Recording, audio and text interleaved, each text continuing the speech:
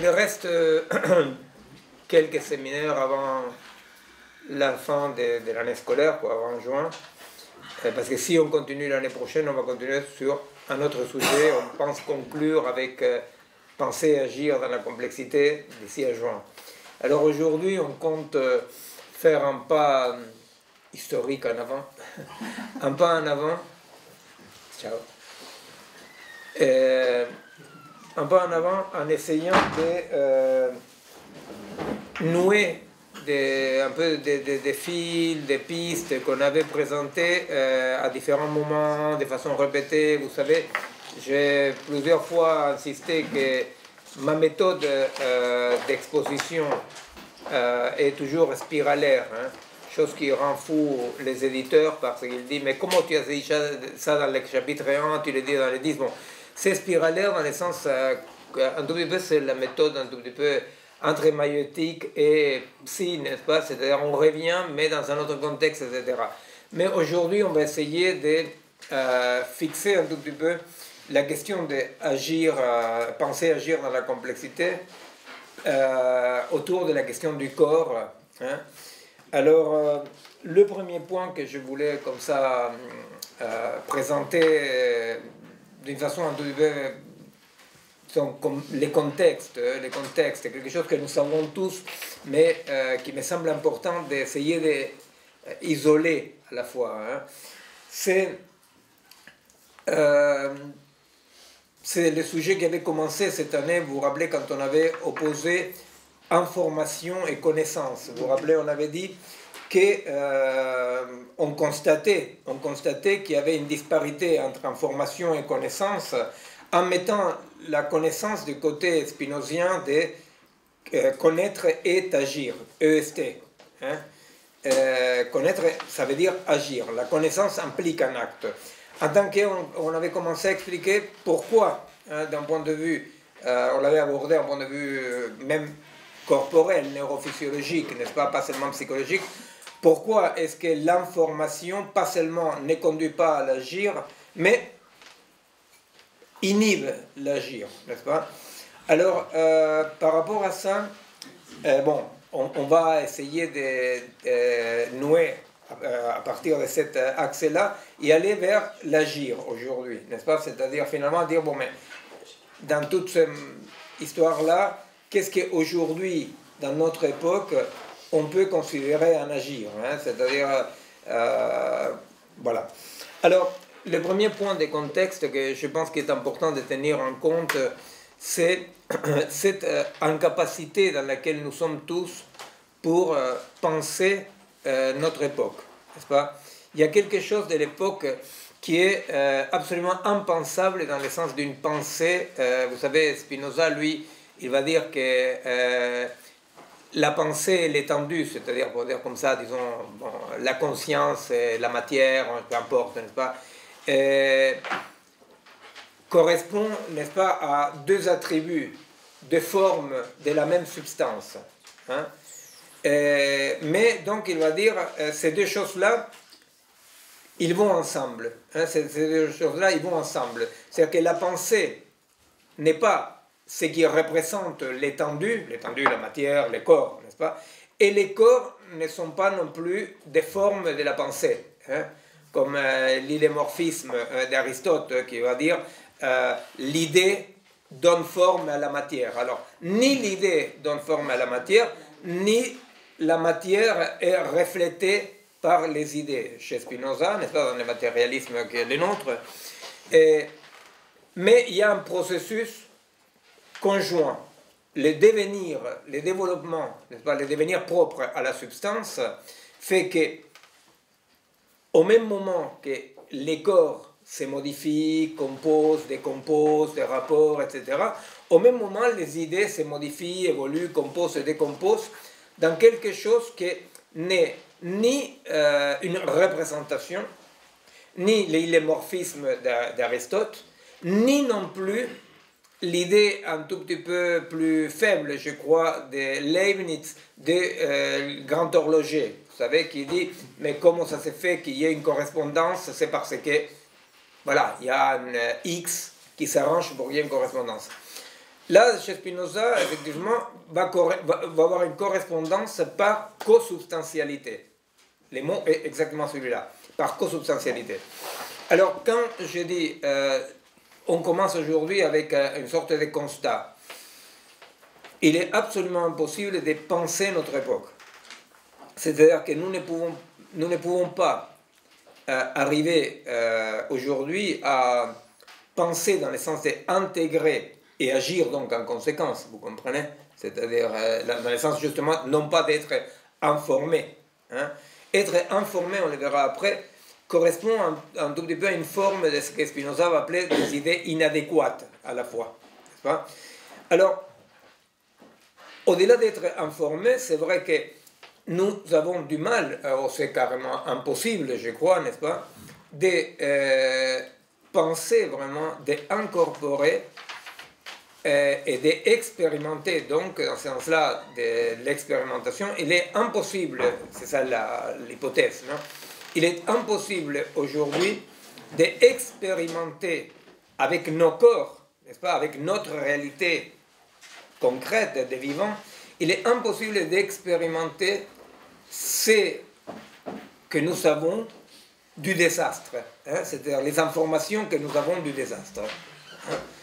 Il y a quelque chose qui est impossible, vous voyez, c'est-à-dire vous pouvez le regarder, vous les pensez, chacun les pense comme il veut, on peut les penser par exemple, aujourd'hui, ce matin, sur France Info, France Inter, je sais pas quoi, la nouvelle des laboratoires allemands, vous savez, qui disait que c'est le double de nocif, la contamination de l'air.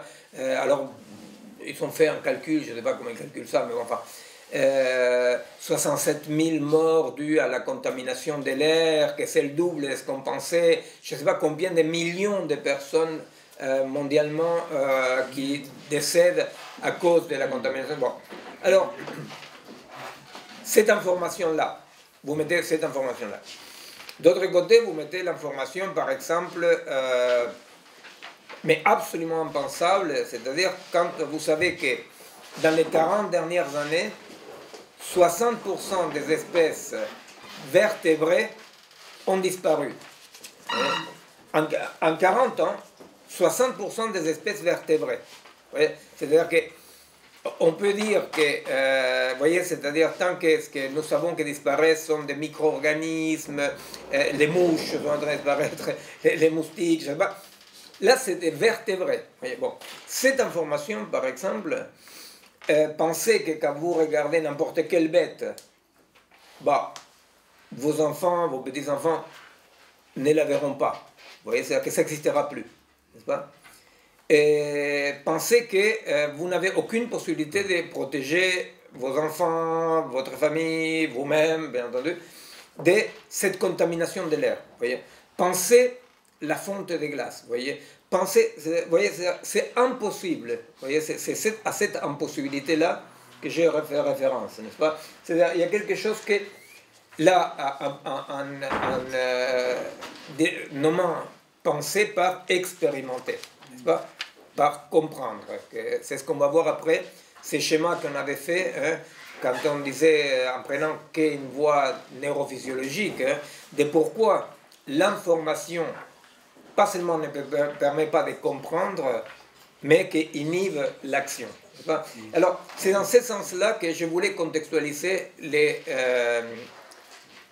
lancements de cette soirée. L'idée de que, à vrai dire, on est tous et toutes les contemporains de quelque chose qui ne peut que nous écraser.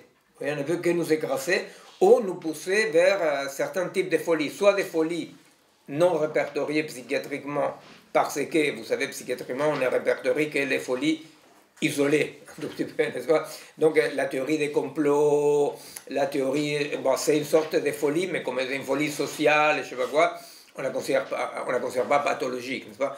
Ou vraiment vers la pathologie ambiante qui est une sorte de mélange, non, entre le narcissisme et la dépression. Hein? C'est-à-dire, comme ça, disons que les nouvelles pathologies émergentes, c'est un tout petit peu comme ça, c'est un mélange entre une position narcissique, autocentrée, je vous ne pouvez pas penser à quelques centimètres de votre nombril, n'est-ce pas? Et ça mélangé avec une forte dépression. Alors, cette impossibilité de penser, effectivement, moi j'évoquais quelque chose quand j'étais petit, je ne sais pas si c'est connu ou pas, va au-delà de ce que je pense qu'on a pu connaître. Parce que souvent, des régions entières, des cultures, ont senti que c'était fini, n'est-ce pas? C'est-à-dire, vous imaginez que quand les Incas ont été massacrés, quand en Argentine, en Patagonie, sont sortis tuer tous les Indiens de la Patagonie, et que, vous savez, on payait, d'abord, ils venaient avec les oreilles, et alors ils vous payaient, non? Et après, ils se sont rendus compte qu'ils ont commencé à trouver des Indiens sans oreilles, non? Et alors, donc, il fallait venir avec les testicules, vous voyez? Et alors là, on payait. Bon, après, et apparemment, il y a eu des groupes d'Indiens castrats. Non, c'est de l'humour noir. Mais effectivement, c'est quelque chose qu'ils disent les Indiens Mapuche, par exemple. N'est-ce pas, quand on dialogue comme ça, dans des, comme on dit, les palabres, non? Ils disent, vous dites que votre monde va disparaître, mais le nôtre est déjà disparu. Alors, cette sensation de qu'un monde disparaît, est quelque chose que l'humanité l'a vécu, l'a expérimenté, et c'était vrai que certains mondes sont disparus, n'est-ce pas? La fameuse Atlantide, n'est-ce pas, pour dire comme ça. Il y a eu plusieurs Atlantides. Mais nous pouvons penser, à tort ou à raison, n'est-ce pas? Bon, vous savez qu'on a passé quand même au moins 50 ans en train de penser que la Grande Guerre allait arriver. Alors, de façon absolument délirante, les puissants construisaient des refuges anti-atomiques. Vous savez, la Suisse et les embrouillères, il y a des refuges anti-atomiques partout, en Chine, chose qui était absolument une folie, parce que vous imaginez que si, d'accord, il allait se cacher, les jours où il allait faire boum, et ils allaient rester, et après quoi? Et après, ils sortaient quand et où, non? Mais donc peut-être cette idée d'une apocalypse était pensée effectivement et crainte pendant des années, mais quand même la différence avec cette idée apocalyptique actuelle, c'est qu'à l'époque, non, de tous ces 50 années, on peut dire, de la grande peur, on disait si quelque chose cloche, ça pète. Vous voyez? Si quelque chose cloche, ça pète. Aujourd'hui, on dit si rien ne cloche, ça pète. Vous voyez? C'est-à-dire que si tout continue à marcher bien, c'est l'horreur. Alors, je crois qu'il y a une singularité qui n'est pas style, entre guillemets, Atlantide. Vous voyez? C'est-à-dire qu'il y a un vrai danger, non pas que le monde va disparaître, que la vie va disparaître, je sais pas, mais c'est vrai qu'il y a un vrai danger dans le sens... Samiramine, c'est pour Samiramine? C'est en bas, Samiramine, c'est en bas, oui. Et, non, c'est pas grave. Il y a un hommage à Samiramine en bas. Et, alors, l'idée un tout petit peu, c'est un chant qui était un chant des partisans du ghetto de Varsovie. Vous savez, le ghetto de Varsovie, les mecs, se disaient là, bon, c'est aller à Auschwitz, vous avez... un des commandants, Edelman, avait suivi un convoi jusqu'à Auschwitz. Il était revenu, il avait informé que ceux qui partaient à la mort. Alors il revient et il se révolte pour mourir autrement. Et pourtant, les chants des partisans de Varsovie disaient, la première strophe dit, ne dis jamais que ce sentier est le dernier, le final. Alors, eh bien, il y a quand même là-dedans quelque chose, vous voyez, un espoir, qui est un espoir au-delà d'eux-mêmes, qui disent, le fait de résister, ça crée une transmission, ça crée quelque chose. Vous voyez, c'est-à-dire qu'il y a quelque chose de la vie qui est sauvé. Je pense qu'aujourd'hui, cette impensabilité de notre réalité, ce désespoir comme ça, qui réveille toute cette violence, tout ce reflet comme ça, réflexe par exemple identitaire, il faut se sauver, je me sauve, toi tu vas... Non, ou tout le délire transhumaniste, la vie va évoluer sur d'autres bases que les bases biologiques, etc. Eh bien, dans tout ça, la seule chose qu'on ne voit pas, c'est cette sorte de certitude de que tu peux dire cette sentier n'est pas le final. Vous voyez, c'est-à-dire, on dit espérons, n'est-ce pas? Espérons que ce soit le final. Mais il y a quelque chose, vous voyez, de cette impensabilité. Alors aujourd'hui, on voulait justement développer ça à partir de la question le sens commun, c'est que le sens commun sans, c'est-à-dire le sens commun qui est très proche du vécu corporel, n'est-ce pas? Et la pensée critique, parce qu'effectivement, un des symptômes de notre époque est sans doute cette séparation radicale qui existe aujourd'hui entre ceux qui savent des choses, parce qu'on est dans une époque qui, au-delà de tout, est une époque de production de savoirs, de connaissances énormes, énormes.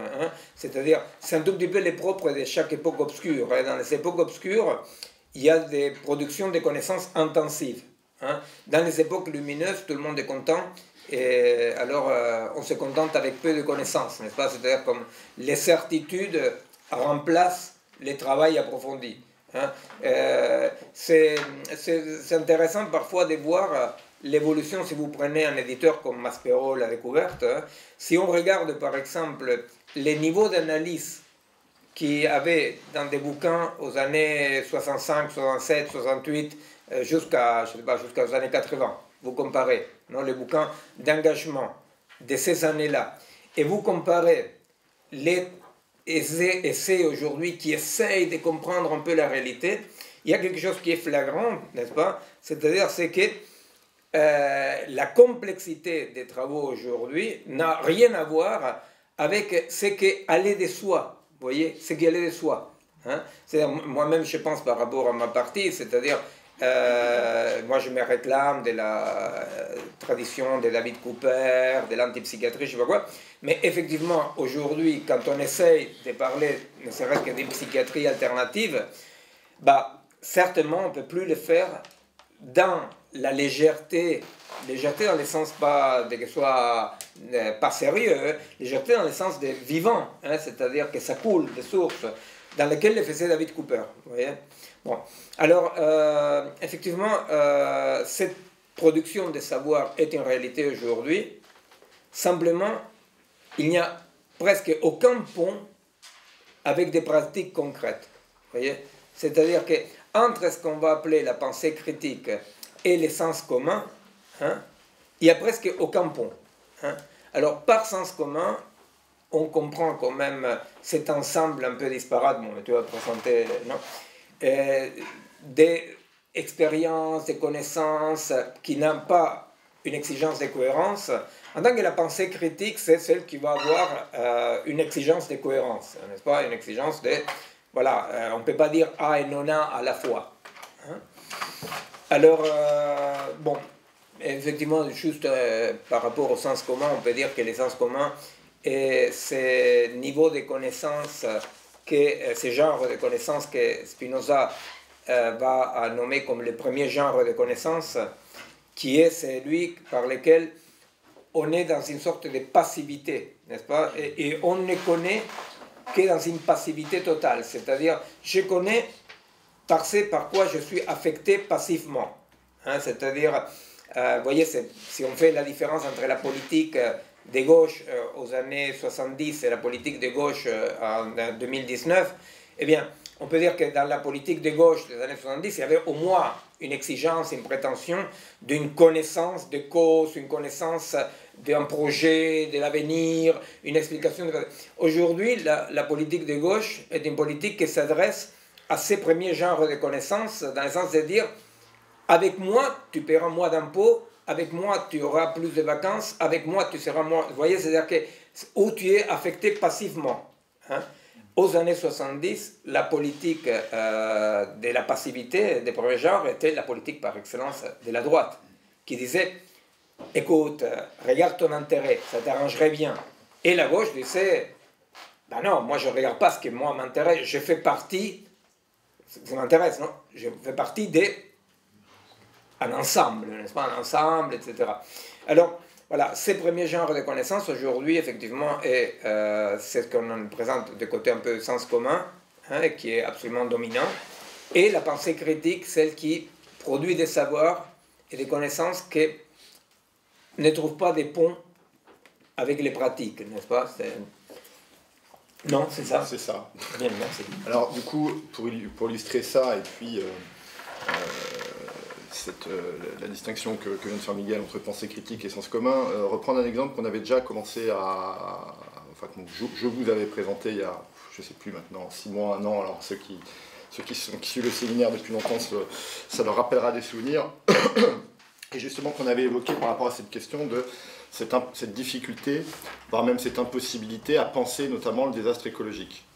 C'est-à-dire que alors qu'on est quotidiennement informé du désastre à venir, hein, quand je dis quotidiennement, c'est presque maintenant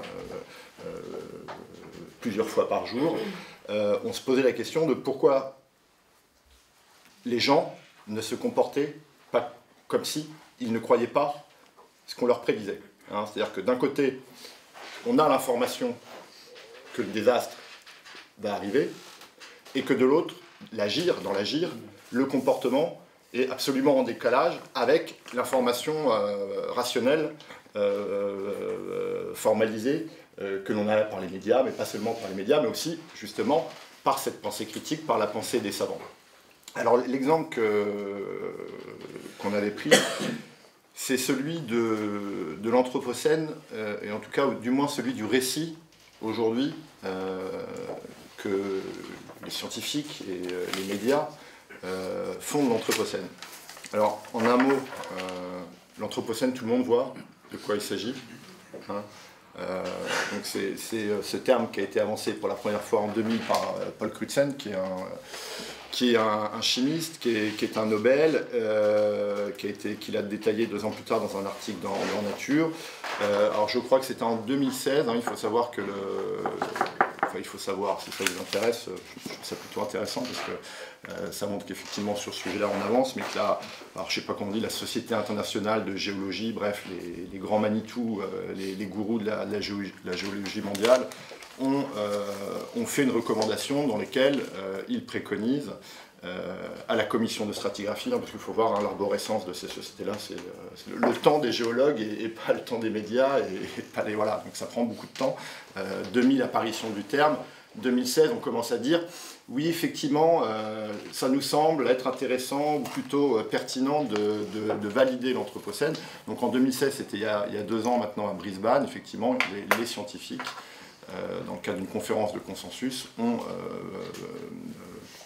émis une opinion favorable à l'inscription de l'Anthropocène. Donc ça veut dire en clair qu'on est en train de changer d'âge géologique. Alors il y avait un débat pour savoir quelle serait la date à laquelle on ferait commencer l'Anthropocène. Crutzen avait proposé en gros la date de l'invention de la machine à vapeur, hein, donc les débuts de la révolution industrielle, et qui correspond finalement au début de la carbonification de l'atmosphère. Et là, il semblerait que les scientifiques préconisent plutôt l'après-Seconde Guerre mondiale, je ne sais plus si c'est 1950-1960, qui correspond à ce qu'on appelle la grande accélération. Donc c'est à ce moment-là qu'on va trouver dans les couches géologiques, dans les sédiments, un marqueur qui est notamment celui de la radioactivité, qui a l'avantage d'être présent à la fois dans les couches géologiques terrestres, mais aussi dans les couches géologiques sous-marines, on va dire. Hein, puisque le principe, c'est quoi? C'est qu'on va quitter l'Holocène. Hein, l'Holocène, c'était 11 500 ans d'âge géologique, hein, qui était caractérisé par une certaine stabilité du climat, pour entrer donc dans littéralement ce qu'on va appeler l'époque de l'homme, hein, Anthropocène, l'âge de l'homme. Et ben, les géologues ont besoin de repérer matériellement, en plantant un clou d'or, hein, je vous ai raconté l'histoire, le changement d'âge d'un point de vue stratigraphique. Donc l'Anthropocène, contrairement à ce qu'on a pu dire, en réalité, ne révèle rien. C'est-à-dire que l'Anthropocène, quand Crutzen arrive de manière assez théâtrale, il est dans une salle de conférence, il se lève et il dit, voilà, il faut changer d'âge géologique. Et nous quittons l'Holocène pour entrer dans l'Anthropocène. Il n'y a aucune donnée scientifique nouvelle qui l'avance. Simplement, effectivement, l'Anthropocène repose sur des données scientifiques qui ont été produites ces 20, 30, 40 dernières années, par ce qu'on a appelé les sciences de la Terre, qu'on a mouliné dans des modèles, hein, des modèles avec les fameuses machines digitales dont on parle ici, et qui font apparaître effectivement, qui mettent en lumière des points de basculement, hein, c'est-à-dire des effets de seuil, et qu'on est en train finalement, et c'est ça l'un des mérites de l'Anthropocène, c'est justement de dire on n'est plus dans une crise. Hein. Jusqu'à présent, on parlait de crise. Même regardez, même écoutez aujourd'hui, même l'idée qu'on serait encore dans une crise est une idée qui est en train finalement d'être remplacée par l'idée que non, on a dépassé un point de non-retour. Et l'Anthropocène, c'est ça que ça veut dire. C'est-à-dire, on est face à une bifurcation géologique, avec effectivement cette idée forte que c'est l'homme qui a présidé à cette bifurcation géologique. C'est-à-dire qu'en clair, en 2,5 millions d'années, la petite humanité de chasseurs-cueilleurs qu'on était s'est transformée en une force tellurique. Hein. C'est ça l'idée de l'Anthropocène. Et donc, le concept ne révèle rien de nouveau d'un point de vue scientifique, mais il dit on n'a plus rien à gagner à parler de crise. On n'est plus du tout dans un mouvement, dans une période de transition. On n'est pas dans une péripétie sur le chemin du progrès. On a atteint un point de non-retour. On est dans un dérèglement écologique global, un dérèglement climatique global. Et donc, il n'y a pas de retour. Il n'y aura pas de retour à la normale, on va dire à la référence de l'Holocène, avant des millions d'années. Hein. Donc, la force, à mon avis, de l'Anthropocène, c'est cette idée-là qu'on a dépassé l'idée d'une crise. Alors, j'avais cité, il y a un travail que je ne suis pas du tout, je suis pas spécialisé sur la Terre, mais il y a un travail qui m'avait semblé intéressant sur cette notion d'Anthropocène, qui commence à dater un peu, que j'avais cité, qui était un livre publié aux éditions du Seuil, l'événement Anthropocène, rédigé par Bonneuil et Fressoz, qui est un livre qui à la fois éclaire la notion d'Anthropocène, mais qui à la fois l'éclaire en étudiant les récits que l'on fait de l'Anthropocène. Et, alors ça, vous n'êtes pas obligé de lire le bouquin pour le constater, mais c'est vrai que le récit, alors ce qui est intéressant d'ailleurs, c'est qu'il y a une dizaine d'années déjà, quand un certain nombre de personnes voulaient attaquer l'Anthropocène, et il y a eu, hein, et même aujourd'hui encore, des gens qui remettent en cause ce concept, c'est que les gens disaient voilà, c'est l'œuvre de groupes écologistes, radicaux, bon, il y avait encore ce type de réaction. Or, l'Anthropocène, les écologistes n'y sont pour rien. S'il y a un reproche qu'on peut faire à la limite à l'Anthropocène, au concept d'Anthropocène, c'est un reproche de scientisme. Hein. L'Anthropocène est un récit scientifique, est un récit dont les héros sont les scientifiques, et qui a été, enfin, vous pouvez lire, alors bon, des gens comme Latour notamment, hein, ont tenu ce genre de voilà, qui disait face à des politiques défaillants, face à un public inconscient, hein, des désastres écologiques, les scientifiques finalement éclairent une humanité aveugle des désastres. Voilà. En gros, c'est un récit de l'éveil, c'est un récit d'une prise de conscience. Ça y est, l'humanité prend conscience, éclairée par la connaissance des sciences, de 100 ans, 200 ans de désastres causés par les dérives du progrès de l'industrie. Donc, ce récit, en gros, si vous voulez, c'est du milieu du XVIIIe siècle jusqu'à la fin du XXe siècle. On aurait tous été dans un grand moment d'inconscience collective. On n'aurait rien vu. Et il aurait fallu attendre effectivement qu'un groupe de scientifiques éclairés nous dise voilà, on est rentré dans l'Anthropocène pour que, enfin, il y ait une prise de conscience, un moment d'éveil. Et ce récit, et c'est à mon avis l'intérêt du bouquin de Bonneuil, ce récit d'un grand moment d'inconscience auquel les scientifiques auraient mis fin, ce récit d'un éveil, il est historiquement faux. C'est-à-dire que lorsqu'on fait un travail d'historien, là, tout bonnement, on comprend très vite que depuis quasiment 1750, 1750, je crois que c'est les premiers mouvements de révolte dans les campagnes allemandes, hein, contre la déforestation. Il y a déjà des mouvements populaires, effectivement, qui... même la notion de développement durable, la naissance de la notion de développement durable, qui est évidemment très critiquable aujourd'hui, mais la notion de développement durable est apparue, enfin en tout cas les premiers éléments de cette notion-là sont apparus dès le XVIIIe siècle, dans un certain nombre de communautés allemandes, pour des gestions durables de la forêt face à effectivement des dérives liées à la déforestation. Bref, tout ça pour dire que l'idée que l'humanité n'aurait pas eu conscience des désastres causée par l'industrialisation, causée par la déforestation, causée par l'agriculture intensive, etc., est fausse. Hein, voilà, on a même, encore une fois, dès le XVIIIe siècle, des révoltes, en tout cas des violences, qui avaient pour origine clairement le constat d'une dégradation de l'environnement. Alors évidemment, c'était pas dans le sens d'une défense de l'environnement tel qu'on pourrait l'entendre, évidemment, mais c'était dans le cadre d'une conscience aiguë des interactions qu'il y avait entre la nature et l'homme. Hein.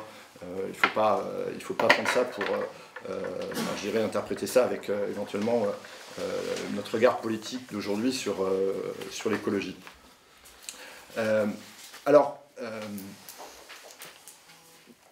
Effectivement, qu'est-ce qu'on peut voir derrière cette rhétorique du réveil? Pourquoi effectivement est-ce que ce récit nous dit que finalement responsable mais pas coupable, hein?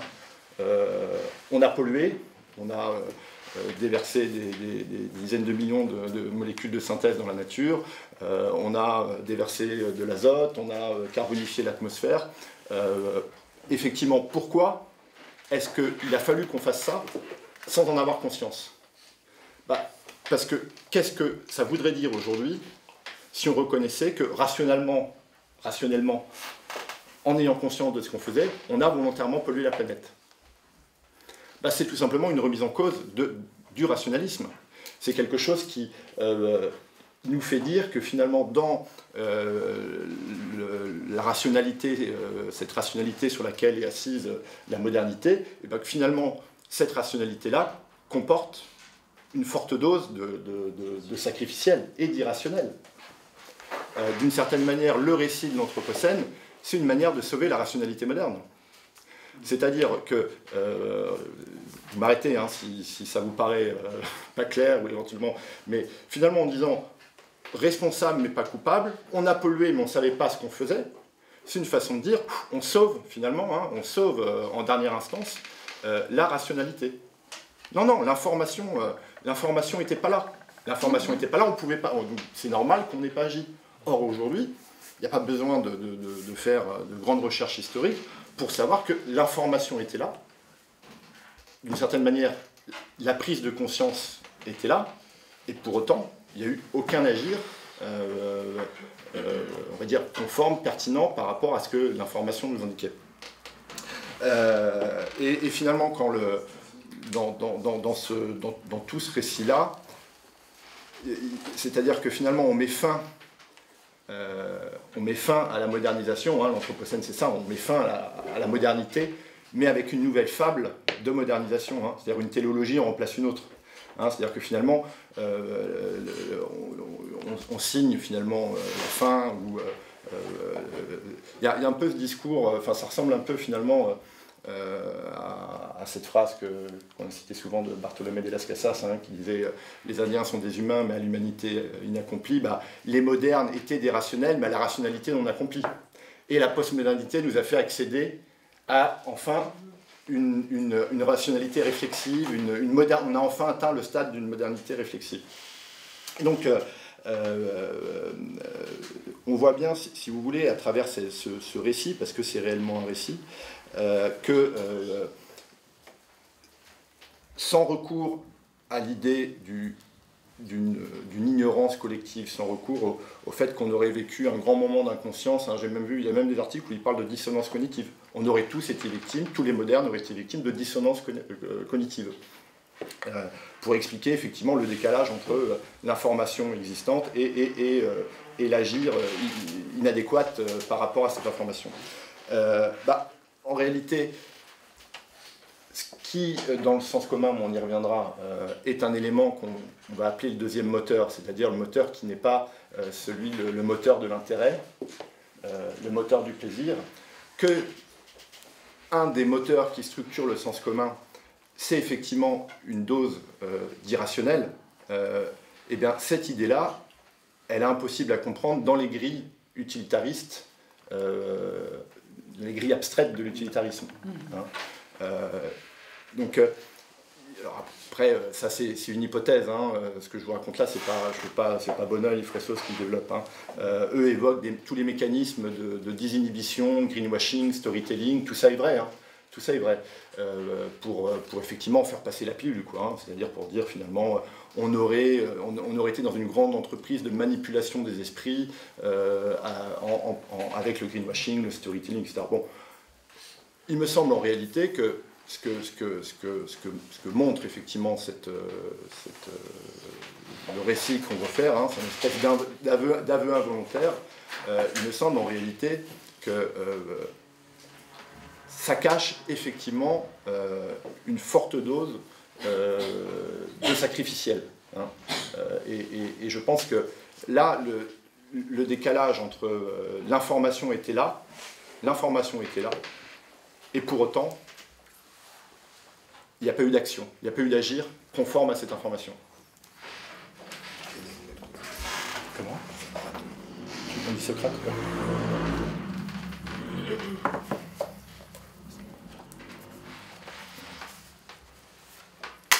Alors il y a un texte de Socrate, hein, pas un texte de Socrate, pardon, un texte de Platon, c'est Gorgias, hein, un texte où effectivement Platon met en présence Socrate avec Gorgias qui est un sophiste, hein, et justement qui est clairement une approche, hein, du sens commun face à la pensée critique.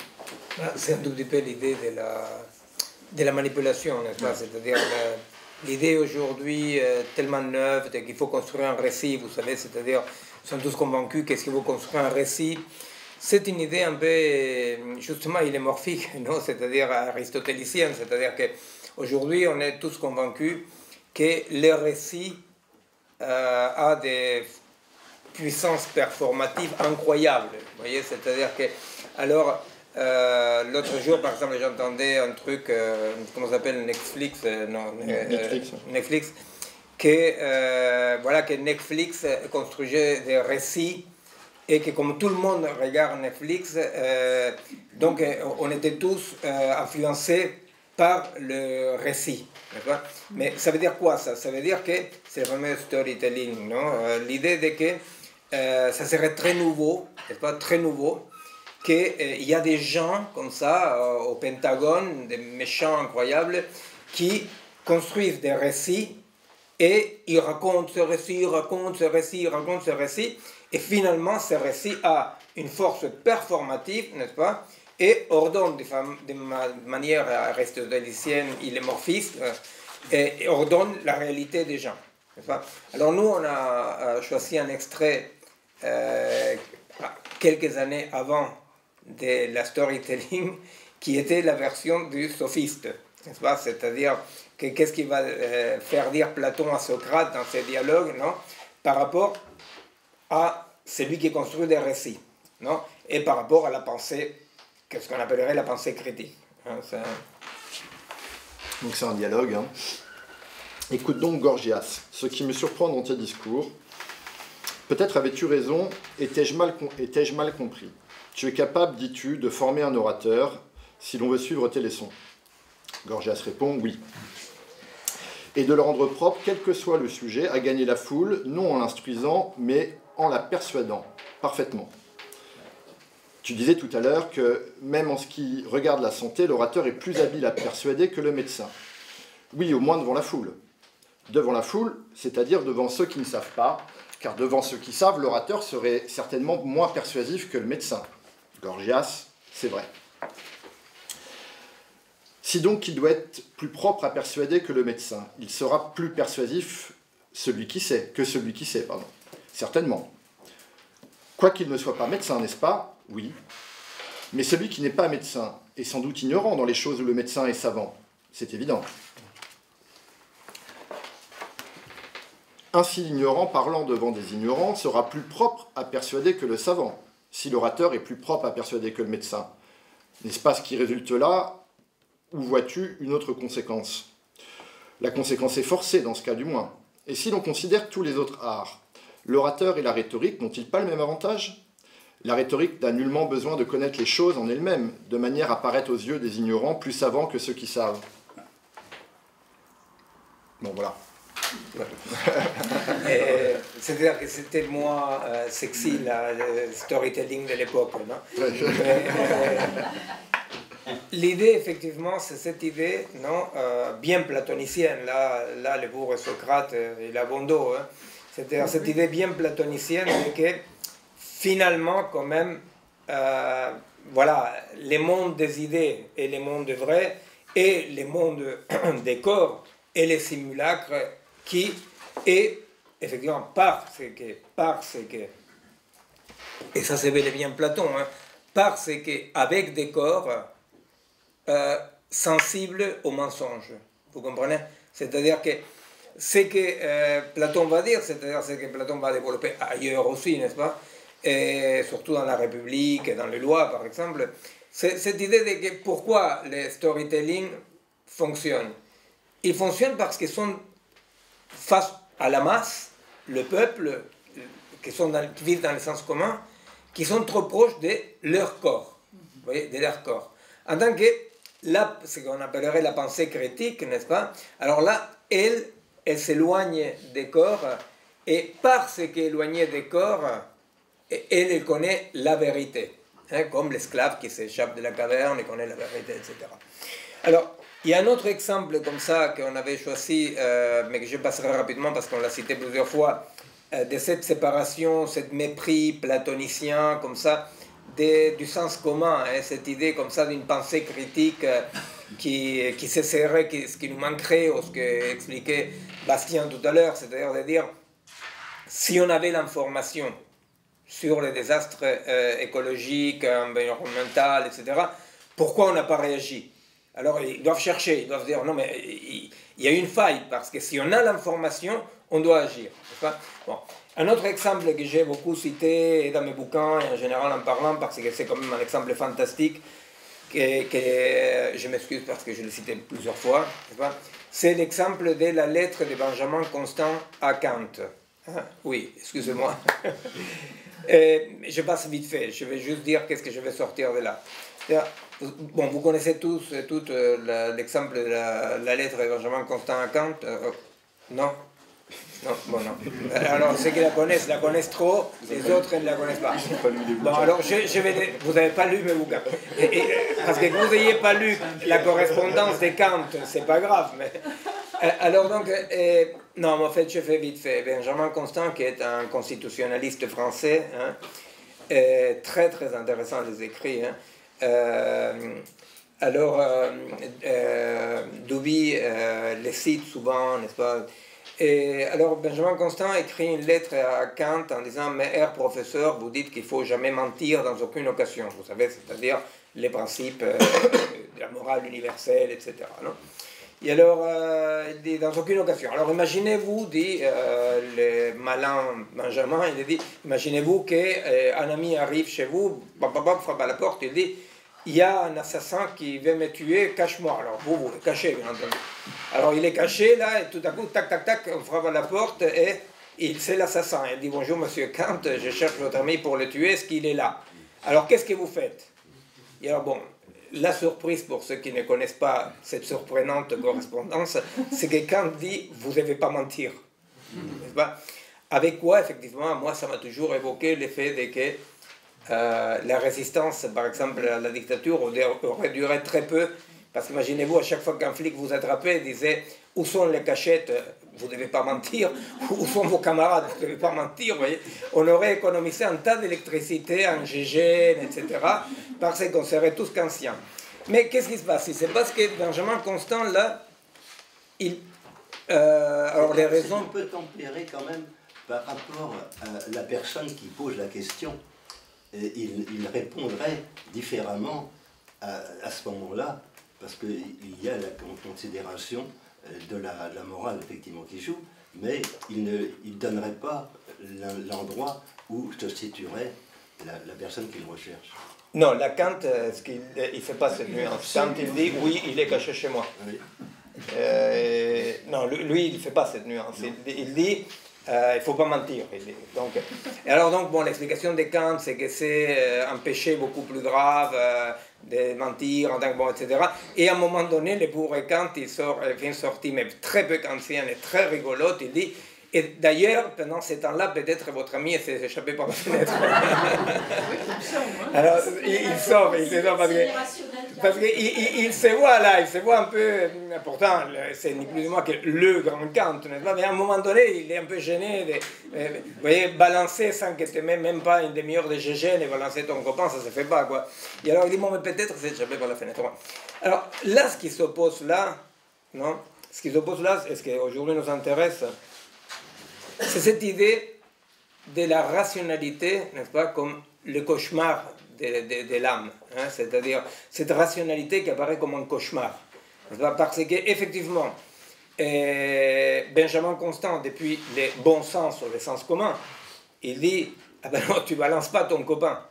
Et alors, des côtés de la pensée critique, de la pensée formelle, de la pensée d'un universel, etc., il dit, non, parce que il n'y a pas d'exception qui confirme la règle, non? C'est-à-dire, soit on doit mentir, soit on ne doit pas mentir, n'est-ce pas? Et alors, Benjamin Constant, il va dire, comme il devait dire, j'imagine, à ses enfants, il ne faut pas mentir, vous voyez? Et il disait, mais là, je mens, vous voyez? Bon. C'est le propre de la pensée dans le sens commun, hein, c'est-à-dire du sens commun. Hein. Le propre du sens commun, ça sera d'éviter cette horreur de la pensée critique comme une pensée loin des corps, n'est-ce pas, et qui est autoréférentielle, hein, qui évite, toujours va éviter tout ce qui va le mettre en cause par quelque chose que, si vous analysez les exemples comme ça, du typique professeur, je ne sais pas, Sorbonnard, ou typique académicien, je sais pas, ce que vous allez voir, c'est que ce qui va éviter, c'est quelque chose qui, d'une façon ou d'une autre, à voir avec les corps. Vous voyez? Parce que les corps, c'est justement ce qui met en échec cette pensée, d'une façon tout à fait platonicienne. N'est-ce pas? Il n'y a que dans le monde pur des idées que c'est possible. Alors donc, Spinoza, il va faire justement une différence qui à nous intéresse là. Il va faire une différence entre ce qu'il va appeler la révélation et l'expression. Hein? Alors, c'est Deleuze, il présente ça dans un bouquin très très intéressant et très exigeant, pour dire comme ça, qui s'appelle Spinoza et les problèmes de l'expression. Et Spinoza, quand il va faire l'opposition que je vais expliquer maintenant entre révélation et expression, il va nommer plutôt le côté d'expression, il va nommer la connaissance ou les idées adéquates. Mais bon, peu importe, on garde ces deux concepts comme ça, parce qu'effectivement, chez Spinoza, il y a la question de l'expression, hein, c'est-à-dire la substance s'exprime à travers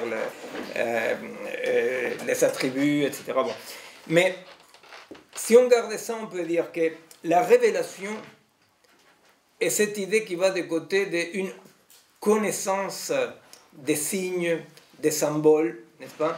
Une connaissance qui est une connaissance hors sol, d'une certaine façon, n'est-ce pas? C'est-à-dire une connaissance dans laquelle je connais quelque chose parce qu'il m'était révélé. Alors la révélation peut être une révélation de Dieu, ou ça peut être une révélation parce que tu as un doctorat et l'autre n'a pas un doctorat, n'est-ce pas? Peu importe. C'est-à-dire c'est la révélation, ceux qui ont accès à la révélation. Et de l'autre côté, ce que Spinoza va opposer, c'est cette connaissance de l'expression, ça veut dire ce qui s'expresse, c'est ce qui va s'exprimer, pardon, ce qui va s'exprimer de la substance, qui va s'exprimer dans les modes, à travers les attributs, c'est ce qui va s'exprimer, ce qui va être là, et qui demande une connaissance, voire une reconnaissance. Alors l'exemple qu'il donne dans les TTP Spinoza est Adam. Vous savez, Leibniz et Spinoza évoquent Adam, la loi. Alors on va dire, si nous pensons que l'interdiction de manger la pomme, non, était une révélation qui lui était faite à Adam par Dieu, nous sommes dans la logique que nous, on va appeler plus tard de la traduction pour l'opposer à la transduction, n'est-ce pas, même plus tard. Qu'est-ce qu'il va dire Spinoza? Il va dire, nous sommes là dans la logique religieuse des prophètes, de l'obéissance, donc de l'ignorance, il va dire. C'est pas très étonnant que les rabbins n'étaient pas très contents avec Spinoza, ils l'ont viré un peu de la communauté, non? Et parce qu'effectivement, il va dire, la religion est du côté de cette idiotie provoquée, n'est-ce pas, qui s'adresse à l'ignorant en le maintenant dans l'ignorance parce qu'il obéit par crainte, n'est-ce pas? Il obéit par crainte. Hein? Donc toute une série on reconnaîtra toute une série de passions tristes, hein? C'est-à-dire la crainte, la promesse, la croyance aussi, n'est-ce pas? C'est-à-dire je te crois, hein? Je te crois. Et du côté de l'expression, il va dire, mais à vrai dire, c'est pas ça du tout qui s'est passé. C'est pas comme ça qu'il faut comprendre. Non, il dit pas que c'est passé, il n'était pas là. C'est pas comme ça qu'il faut les comprendre. Il dit. Nous devons comprendre que Dieu s'exprime. La substance, non? Vous savez, le Dieu de Spinoza est un Dieu non très Dieu. Hein, c'est la substance, hein, c'est ce qui existe. Alors, Dieu s'exprime et par la connaissance de l'expression de Dieu, nous apprenons que cette pomme ne compose pas bien avec mon corps. Vous comprenez? Alors, là, on n'est pas dans la croyance, dans l'obéissance, on n'est pas dans les prophètes ou dans les commissaires politiques qui savent vers où va les biens, n'est-ce pas? Parce qu'il y a eu la révélation, n'est-ce pas? Ce n'est pas l'obéissance dont parle Gramsci, vous savez, dans ses cahiers de prison. Il évoque une scène imaginaire. Il dit, imaginez-vous qu'un intellectuel athée vient parler avec un paysan, il explique que Dieu n'existait pas. Alors le paysan n'a plus d'argument, dit Gramsci, mais il va se dire, mais le curé, il doit savoir. Et si l'intellectuel va voir le curé il dit, mais l'évêque doit savoir, et comme ça, bon, Gramsci ne va pas jusqu'à quand l'intellectuel va voir le pape, non. Alors donc, qu'est-ce qu'il veut dire Gramsci là? C'est-à-dire que les principes d'autorité tiennent lieu d'explications suffisantes. Vous comprenez? Les principes d'autorité tiennent lieu d'explications suffisantes. Hein? Donc, effectivement, c'est-à-dire, si j'ai quelqu'un qui apparaît comme une autorité,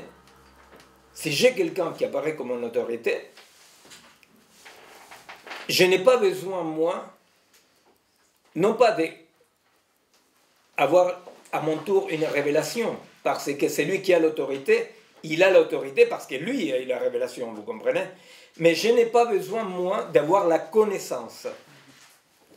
La connaissance, effectivement, c'est ce qui va aller des côtés de ce que Spinoza appelle les idées adéquates, n'est-ce pas? Alors, ces idées adéquates dans lesquelles la production d'une idée adéquate, comme je disais tout à l'heure un peu rapidement, une idée adéquate, ce n'est pas une bonne représentation. Hein, ce n'est pas une bonne représentation, ce n'est pas que j'ai une bonne représentation.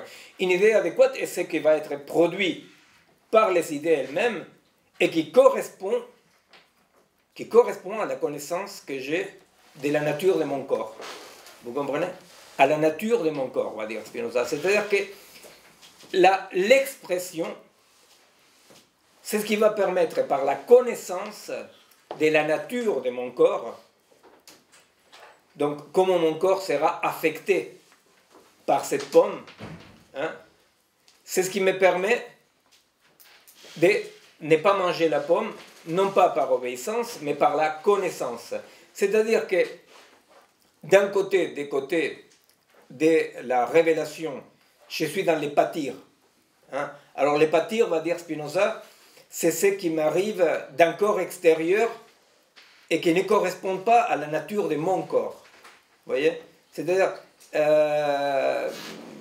c'est le côté quand même absolument libertaire de Spinoza. Hein? C'est-à-dire, il va dire, l'ordre, l'obéissance, le problème de l'obéissance, c'est que je suis agi, je n'agis pas, n'est-ce pas? Je suis agi d'une façon qui ne correspond pas à la nature de mon corps.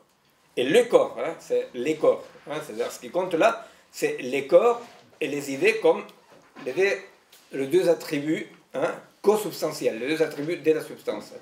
Alors là, Spinoza, là, il nous permet de penser cette horreur, qu'il va nommer aussi cauchemar, hein, de cette rationalité qui, aujourd'hui, effectivement, pour revenir à ce que j'ai commencé à dire au début, n'est-ce pas, qu'aujourd'hui produit un tas de connaissances, produit un tas de savoirs, etc., mais qu'ils oublient.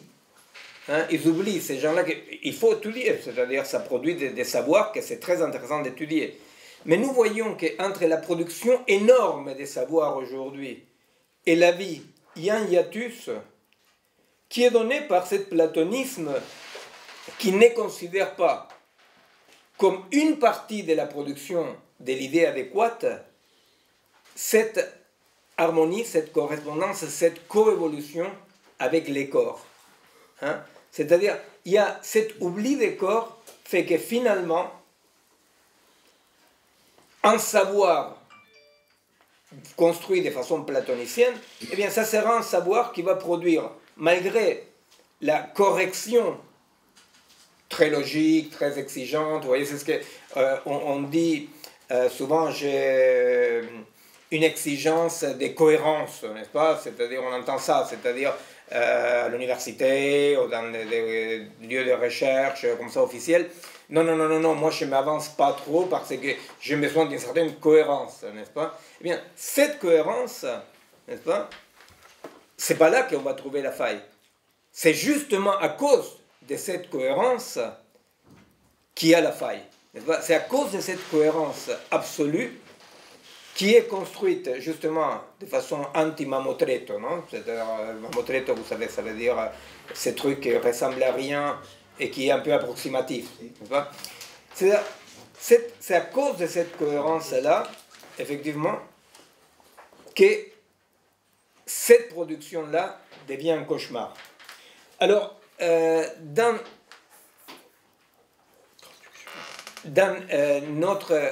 justement notre mamotreto, n'est-ce pas, vous vous rappelez que nous faisons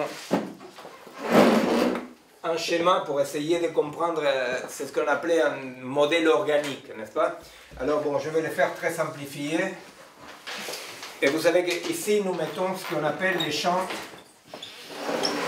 biologiques, hein, les champs biologiques comme un champ qui est les champs 1, pour dire comme ça, n'est-ce pas? En considérant que la vie est toujours un effet de champ. Hein, c'est-à-dire qu'on ne peut pas séparer, hein, on peut identifier après coup. Le bleu, pas le rouge. Quoi? Le bleu est plus lisible. C'est, mais moi, c'est le rouge, le... C'est pas tout seul. Voilà, effectivement.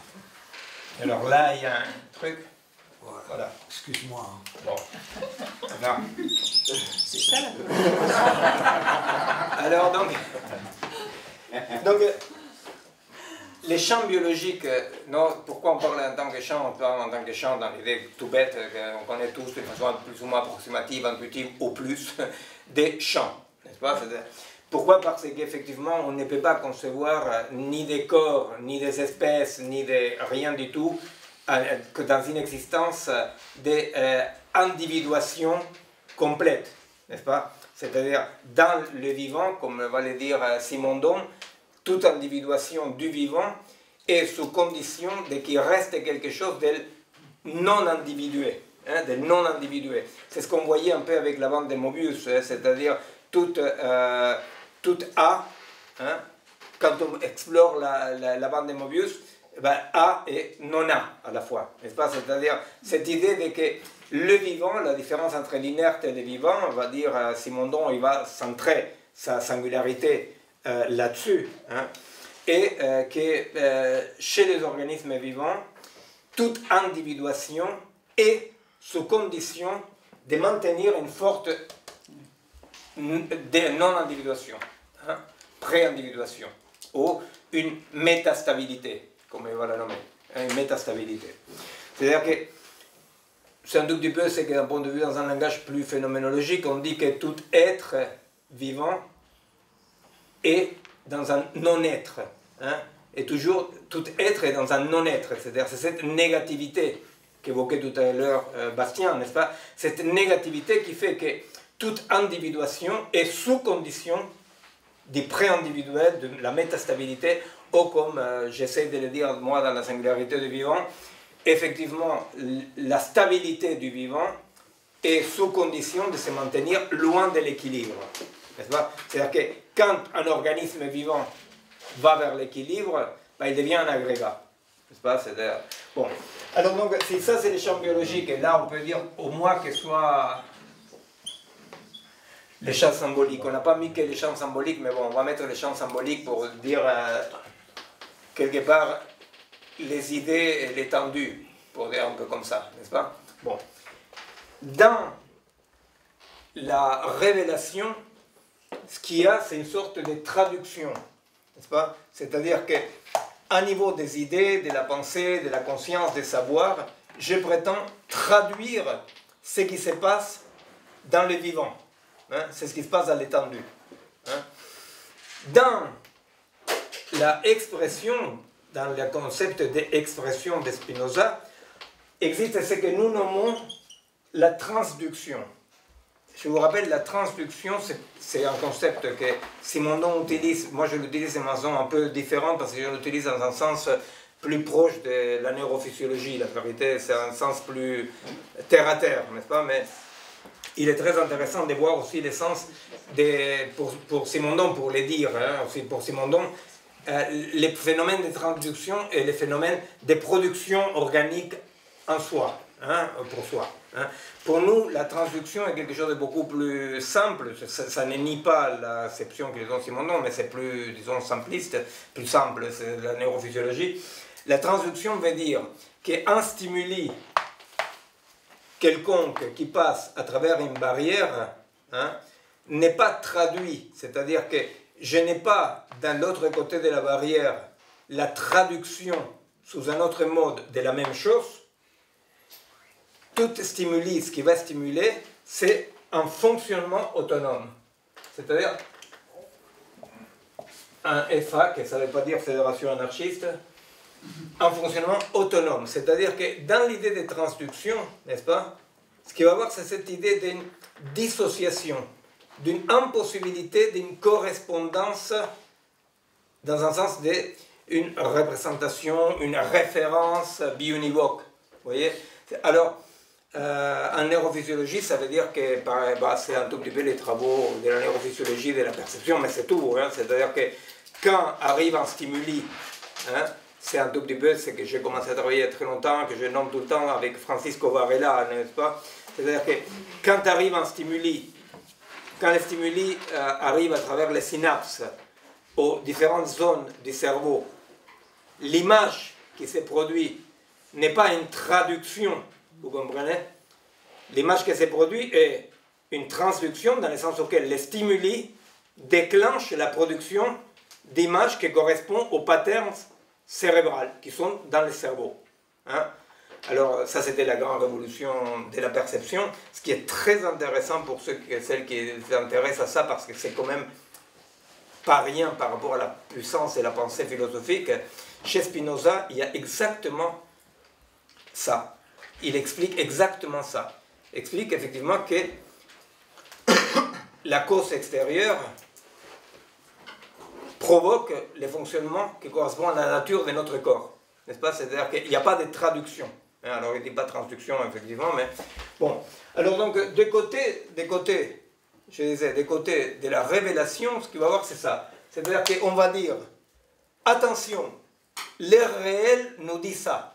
Alors, quel que soit le réel, la référence, l'histoire, les masses, les mécontentements, bon, peu importe, vous voyez, c'est-à-dire que le réel nous dit ça. Et c'est un tout petit peu ce que Jean-Pierre Changeux dit, quand il dit, nous pouvons abolir la barrière qu'il y a entre le mental et le neural. Vous voyez? C'est-à-dire que Jean-Pierre Changeux est l'homme neuronal et toutes les tendances dominantes depuis 50 ans, hein, de la digitalisation, etc., non? C'est les mondes algorithmiques, comme diraient les gens, hein, c'est-à-dire tout est algorithme. Eh bien, c'est effectivement cette idée de que finalement, il y a quand même la possibilité de comprendre que ce que je pense à niveau symbolique ou ce que je ressens à niveau affectif n'est pas autre chose qu'une traduction des phénomènes qui sont là. Hein.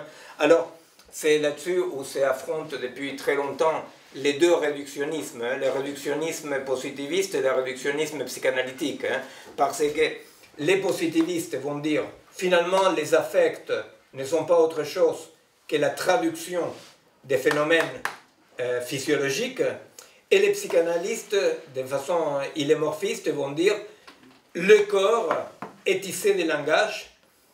Peut-être il y a une autre fibre qui se mettait au milieu, mais bon, Lacan avait oublié de dire que peut-être il y avait autre chose que des langages. Le corps est tissé de langage, et donc c'est le côté absolument performatif du symbolique, du signifiant, qui est traduit dans le corps. Hein. C'est les interprétations plus simplistes de la psychosomatique, par exemple, n'est-ce pas? Qu'est-ce qui veut dire votre hémorroïde, monsieur Dupont? C'est pas, il dit, bon, je suis mal au cul. Alors, non, quand même, votre papa, votre maman, vous voyez, il dit, vous comprenez? C'est-à-dire que la traduction, c'est comme ça. Il y a soit le réductionnisme psy, n'est-ce pas, qui essaie de traduire, soit les autres, les positivistes, qui vont dire, mais ton papa, ta maman, on s'en fout, le mental n'est pas autre chose que des manifestations traduites et très pédante du neural. Alors, effectivement, la question c'est... comment je fasse? La question est comment je fasse. Quelqu'un aurait un Kleenex?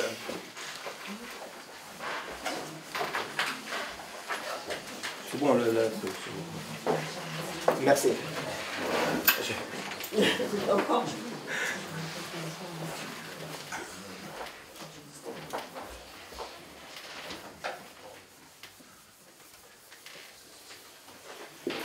Alors, la question c'est, qu'est-ce qui c'est l'essence commun, n'est-ce pas? Est-ce que c'est vrai, est-ce que nous pouvons considérer que les sophistes qui se pointent devant la foule peuvent vraiment faire avaler n'importe quoi? Eh bien, notre hypothèse c'est que non. Notre hypothèse est que ni le storytelling actuel, qui est une forme dégradée du sophiste, parce que quand même le sophiste est un peu plus sophistiqué. Et alors donc, ni les sophistes, ni les démagogues, n'est-ce pas, est en capacité de faire avaler n'importe quoi au peuple, n'est-ce pas? Pourquoi? Parce que nous disons, les corps pensent. Les corps pensent. Alors les corps pensent, bon là maintenant je vais passer, mais les corps pensent à niveau du champ biologique, non pas avec une pensée symbolique, bien entendu, n'est-ce pas? Mais avec cette correspondance entre corps et idée, hein, où effectivement, les corps ne font pas n'importe quoi. Hein, de la même façon que les idées ne peuvent pas penser n'importe quoi, sans devenir des idées inadéquates. Hein. Alors, l'idée inadéquate pour Spinoza, c'est l'idée qui va produire l'impuissance à agir. En tant que l'idée adéquate, va dire Spinoza, immédiatement, le fait d'être affecté et de produire des idées adéquates produit l'action. C'est-à-dire que Spinoza est un penseur de la praxis. Hein? Spinoza est un penseur de la praxis. C'est-à-dire, qu'est-ce qui détermine, quelles sont les conditions de l'action? Eh bien, les conditions de l'action est la production des idées adéquates. Oui. Mais non pas parce que l'idée correspond à bien compris l'étendue, mais parce que l'idée adéquate a bien accompagné le développement de l'étendue. Il connaît la nature du corps. Alors, la question c'est, effectivement, comment nous, aujourd'hui, en 2019, comment nous pouvons essayer de comprendre, au-delà des pensées critiques, donc très rigoureuses, etc., ou les sens communs d'un sens platonicien qui serait absolument dans l'erreur, non? Je vous rappelle qu'il y a longtemps que nous avons cité cette expérience platonicienne en France, hein, qui est ce qu'on appelle, on appelait à l'époque, mais que ça continue à exister, ce qu'on appelait les groupes de 10. Vous savez, les groupes de 10, c'est ces fameux groupes d'intellectuels dans lesquels il y avait Edgar Morin, Michel Rocard, Jean Petitot, bon, il manque 7 au moins. Et il y avait tout un groupe d'intellectuels qui, à un moment donné, ils vont dire, mais par rapport à la complexité actuelle du monde, que peut-il savoir le lecteur? Au nom de quoi va choisir le lecteur?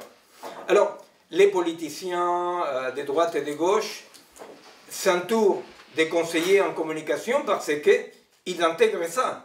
Ils disent, mais bien entendu qu'il ne faut pas les bourrer le mou au petit peuple avec la complexité.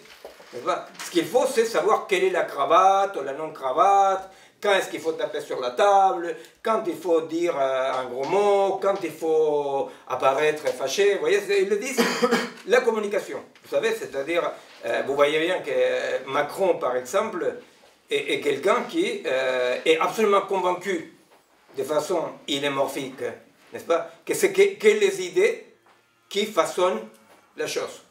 Et c'est pour ça qu'il est très étonné, parce qu'il dit, mais comment faire pour expliquer, pour faire arriver les récits aux gilets jaunes? Il dit, alors son problème c'est ça, mais allez, dites-moi quel récit va entuber les gilets jaunes. Il dit, Macron, n'est-ce pas? Parce qu'il est convaincu qu'il n'y a que du récit. Eh bien, la question c'est, est-ce que vraiment, vous voyez, les leaders, les démagogues, etc., ils peuvent faire passer n'importe quelle idée? Eh bien, justement, s'il y a quelque chose là dans l'actualité, avec ces fameux gilets jaunes, c'est que visiblement, il y a des limites à cette, storytelling, n'est-ce pas? Il y a des limites à gouverner qu'avec des récits. Et ces limites, c'est drôle parce que ce qu'ils disent les autres, c'est il y a de tout chez les Gilets jaunes, effectivement, mais ce qu'ils disent majoritairement, ce qu'on entend dire, ce qu'on nous permet d'entendre dire, je n'ai rien, c'est « je veux disparaître, je ne peux pas me soigner ». Vous comprenez? C'est-à-dire que, qu'est-ce qu'ils disent, n'est-ce pas? Ils disent quelque chose qui est « mon corps va disparaître ». Vous voyez, dans cette vidéo horrible de Laurent Alexandre, la vidéo horrible de l'horrible Laurent Alexandre, qu'on a fait passer, vous voyez, c'est-à-dire le mec il est devant l'école polytechnique, hein, alors il y a le général qui dirige l'école polytechnique, la ministre de la culture, je sais pas quoi, regardez parce que c'est vrai qu'il a dit pour une fois que le ministre n'est pas trop con, c'est ça qu'il a dit? Oui, en substance, oui. Bon, peu importe. Alors qu'est-ce qu'il dit? Pour une fois, Laurent Alexandre, il dit une vérité, mais il l'a dit pas pour les bonnes raisons, on peut dire, n'est-ce pas? Il dit, vous êtes des dieux, dit, non, aux élèves de Polytechnique, aucun moufte, non, on va croire qu'ils sont convaincus, ces cons-là. Alors il dit, vous êtes des dieux, et boum, apparaît une image des gilets jaunes, et il dit, et sont les, comment il dit, comment il, vous n'avez même pas regardé la Si, mais tu compliques après, tu gardes ça dans ta tête. Mais si, mais les mots qu'il va dire, c'est pas les inutiles, voilà. Eux sont les inutiles, il dit, vous voyez? Alors, tous nos chers polytechniciens continuent à ne trouver rien à dire, n'est-ce pas? C'est quand même fantastique. Et alors il dit, c'est les inutiles. Et alors il dit, eux ils vont disparaître. Bon. C'est dommage que, parce que s'il avait dit vous allez disparaître, bon peut-être on aurait été plus content, mais bon, et eux ils vont disparaître. Et alors qu'est-ce qu'il est en train de dire ce gros con? Ben, il est en train de dire une grosse vérité. Il est en train de dire que ces corps-là sont les corps qui pour les projets néolibéraux sont des surnuméraires, vous comprenez? Et justement, c'est dont il ne se rend pas compte, qu'il est en train de dire, c'est que tous les journalistes disent, mais c'est quoi les gilets jaunes, c'est quoi les gilets jaunes? Ben, ce qu'il est en train de dire, c'est, ben, les gilets jaunes, c'est ça. C'est que les corps existent. Et que les corps se manifestent. Et les corps sont là. Alors ils disent tout et n'importe quoi, les corps là, en question. N'est-ce pas? Quand ils disent. Mais il y a quelque chose qui est du côté de l'expression, hein, et non pas de la révélation. hein, qui est de dire, nous sommes des corps surnuméraires appelés à disparaître. C'est ça, n'est-ce pas? Ils ne le disent pas, parce que ce n'est pas la révélation. Vous voyez? C'est ce qui s'exprime, c'est ce qui se manifeste.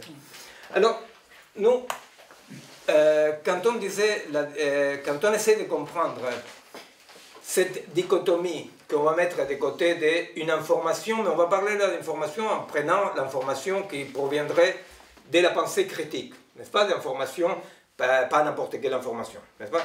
Et on oppose information à connaissance, n'est-ce pas? En disant, l'information, étonnamment, produit de l'impuissance. Alors, on va essayer de revenir là-dessus pour voir justement la question à laquelle va mettre au cœur de son éthique Spinoza, qui est « on ne sait jamais ce qu'un corps peut hein ». Alors, on va faire en bleu. Alors, on va dire comme ça. On va dire que là, on va mettre comme ça la conscience. La conscience, c'est-à-dire l'information qui arrive à la conscience. C'est-à-dire quand votre corps n'agit pas, quand vous êtes là et vous écoutez France Info, ou je sais rien, vous regardez, j'ai entendu parler d'Internet, qui est sexiste, bon, il y a d'autres méthodes d'information, voilà. Alors donc, nous gardons la séparation qu'il va faire Leibniz, quand il va dire la perception, la aperception et la conscience. Oui. Bon, je dis rapidement, vous m'excusez, je dis rapidement quand même quelle est la différence qu'il va faire Leibniz entre perception, aperception et conscience. Je sais que tout le monde le sait, mais c'est lui ou celle qui ne se rappelle pas, ne va pas lever la main, alors je vais expliquer quand même. Alors, Leibniz, l'exemple que donne Leibniz, et qui est pris absolument dans la neurophysiologie de la perception, parce qu'effectivement c'est comme ça, il va dire, à vrai dire, mon oreille perçoit des milliards de gouttelettes, mais il aperçoit la vague. Vous voyez, il met un seuil, c'est un effet de seuil. Hein? Et par rapport à ce que j'aperçois, il y a encore un sous-ensemble que c'est dont je suis conscient. D'accord? Alors donc, à vrai dire, d'un point de vue neurophysiologique, les étages sont plus nombreuses, etc., mais c'est correct. Vous voyez, c'est une simplification, c'est une simplification, c'est pas une caricature, c'est une simplification. Alors, effectivement, bon, vous savez, c'est-à-dire par exemple par rapport aux espèces, hein, c'est-à-dire les fameux exemples, c'est les chiens qui, ils peuvent apercevoir les ultrasons. Mais nous percevons tous les ultrasons, vous comprenez? Parce qu'à niveau de la perception, il y a quelque chose ici qui va vers l'infini. Va vers l'infini. C'est-à-dire qu'à niveau de la perception, nous sommes justement dans les pré-individuels, dans la métastabilité, pour dire comme ça. Pourquoi? Parce que la perception, c'est quelque chose qui fait qu'on n'a aucune idée par quoi nous sommes traversés. Par exemple, je peux éviter de me brûler parce que quand le feu touche mon corps, je l'aperçois. Et même si je n'ai pas de conscience, vous voyez, que je ne suis pas anesthésié ou pas inconscient, mais si je dors par exemple, bah, je vais retirer la main. C'est-à-dire que même sans la conscience, j'ai la aperception du feu. En revanche, bien entendu, les mammifères n'ont pas d'aperception des radiations nucléaires. Hein? On n'a pas d'aperception. Alors, mais bien entendu qu'on met en parallèle une radiation atomique et le feu, tous les deux par rapport au corps, tous les deux ils ont la même conséquence. Ils vont brûler vos tissus, vos cellules, ils vont vous brûler. Simplement, je suis en train de brûler, mais je ne peux pas apercevoir la radiation. Les radiations, que je suis irradié. En revanche, dès que je commence à me brûler, mon corps peut l'apercevoir. Vous voyez? C'est aussi, vous savez, c'est ce qui se raconte, les gens qui aiment mettre dans l'eau bouillante les fruits de mer, non, et qui font comme ça, les fruits de mer, et alors ils disent non, mais il n'y a pas il n'y a pas de perception de la chaleur, vous avez entendu ça. C'est-à-dire que si vous êtes d'une âme sensible et vous voyez les crabes, donc ils mettent là, les crabes, hein, vous mettez les crabes dans l'eau bouillante, vous pouvez toujours vous raconter que, effectivement, son corps perçoit, parce que si son corps ne perçoit pas, il ne cuit pas. Vous comprenez? C'est-à-dire que la perception signifie toujours une modification permanente de nos corps. C'est-à-dire qu'à niveau de la perception, il y a une interaction et changement permanent de la composition de notre corps avec les corps extérieurs, etc. Alors, les crabes, effectivement, au niveau de la perception, ils cuisent, mais on se raconte, pour pouvoir les bouffer tranquillement, sauf si on est un peu sadique, non? Qu'ils n'aperçoivent pas la chaleur. Chose qu'aucun crabe il est revenu pour vous raconter s'il a perçu la chaleur ou pas, n'est-ce pas? Les plus probables, c'est que oui. Le plus probable, c'est que oui.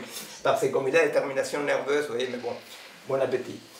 Alors, donc, effectivement, notre question, c'est un tout petit peu de dire, mais comment je peux faire pour baisser mon niveau, ma barrière perceptive? Vous comprenez? Comment je peux baisser la barrière perceptive? Parce que ce qui se passe aujourd'hui, c'est que si nous faisons un schéma, on peut dire que la barrière perceptive, elle est là, et la conscience, elle est là. Vous voyez? C'est-à-dire que, en fait, j'ai fait le même dessin. Hein. Plus ou moins. Donc, on va le faire un peu plus flagrant. Et en fait, on peut dire que la conscience prend une place énorme et la perception, elle est très très collée à la conscience. Hein? Pourquoi? Eh bien, parce que, effectivement, toute la connaissance du monde que j'ai, y compris la connaissance de mon corps, de plus en plus vient de l'extérieur. Hein? C'est-à-dire que je connais de ma réalité, je connais de la réalité par l'extérieur. Hein? Et j'ai une des conséquences actuelles d'un point de vue neurophysiologique de la perception, mais tout bêtement, vous voyez, pas pour une population lointaine, je ne sais pas quoi, pour nous tous qui sommes collés à Internet, aux réseaux sociaux, etc., eh bien, c'est que cet étage de la perception, cet espace, pour dire comme ça, de la perception, s'est réduit. Vous savez, c'est les fameux exemples que j'ai donnés dans les cerveaux augmentés sur les GPS, pour comprendre, non? Pour comprendre que... Bah, c'est comme ça que ça se passe, vous comprenez? C'est-à-dire que, ici, par exemple, je conduis, et alors je conduis ma bagnole, et je regarde quelques annonces, quelques panneaux, je ne sais pas quoi, mais je suis surtout dans la perception de l'espace, la perception de reconnaître des trucs, essayer de me repérer. Mon corps se repère, n'est-ce pas? Quand je conduis avec les GPS, c'est le fameux exemple qu'on donne de l'atrophie des noyaux sous-corticaux qui s'occupent de cartographier les temps et l'espace. Hein. Quand je conduis avec le GPS, mais voilà, c'est tout bêtement ce qui va se passer, c'est que je vais réduire de façon significative et importante mon champ d'aperception. Alors, la perception, on peut dire que comme de toute façon elle est infinite, la perception reste absolument pareille. Hein. Sauf que, comme mon champ d'aperception il diminue, pas seulement tout ce qui vient de l'extérieur, c'est toute l'information que j'ai, mais ce qui se passe dans mon corps réel, j'ai de moins en moins de connaissances. Vous comprenez? C'est-à-dire que si les idées adéquates, va dire Spinoza, si les idées adéquates proviennent d'une connaissance de ma nature du corps, vous voyez qu'est-ce qu'il va dire avec l'exemple d'Adam? Il va dire, non mais Adam, il connaît la nature de son corps, et comme il connaît la nature de son corps, il sait que ça va lui faire du mal. N'est-ce pas? Il sait que ce n'est pas une révélation. Et alors, plus je réduis mon champ d'aperception, que c'est exactement le phénomène épocal majeur peut-être, hein? C'est-à-dire que nous sommes de plus en plus avec un champ aperceptif diminué. Hein? Plus je suis dans un pâtir, un subir à niveau de mon corps, hein? et plus je suis informé. Et alors, qu'est-ce qui se passe? Il se passe que quand on faisait ce petit schéma pour parler des perceptions, conscience, connaissance et acte, on disait que la grosse différence entre l'information et la connaissance était que la connaissance, effectivement, c'est quelque chose qui provient d'ici. Hein? Il provient des corps, il provient de la perception, c'est-à-dire que mon corps est affecté. Mon corps est affecté. Et vous savez, d'un point de vue spinoziste, être affecté, c'est la possibilité d'agir. Plus je suis affecté, plus je peux agir. Sauf que savoir que je suis affecté n'est pas quelque chose qui est donné à un niveau perceptif. Savoir que je suis affecté, c'est quelque chose qui au moins vient du niveau de la perception. Vous comprenez? Alors, d'ici, je suis en train de pâtir, pour opposer passion à affection, hein, pour parler en termes spinozistes. Ici, je suis effectivement en termes de pâtir,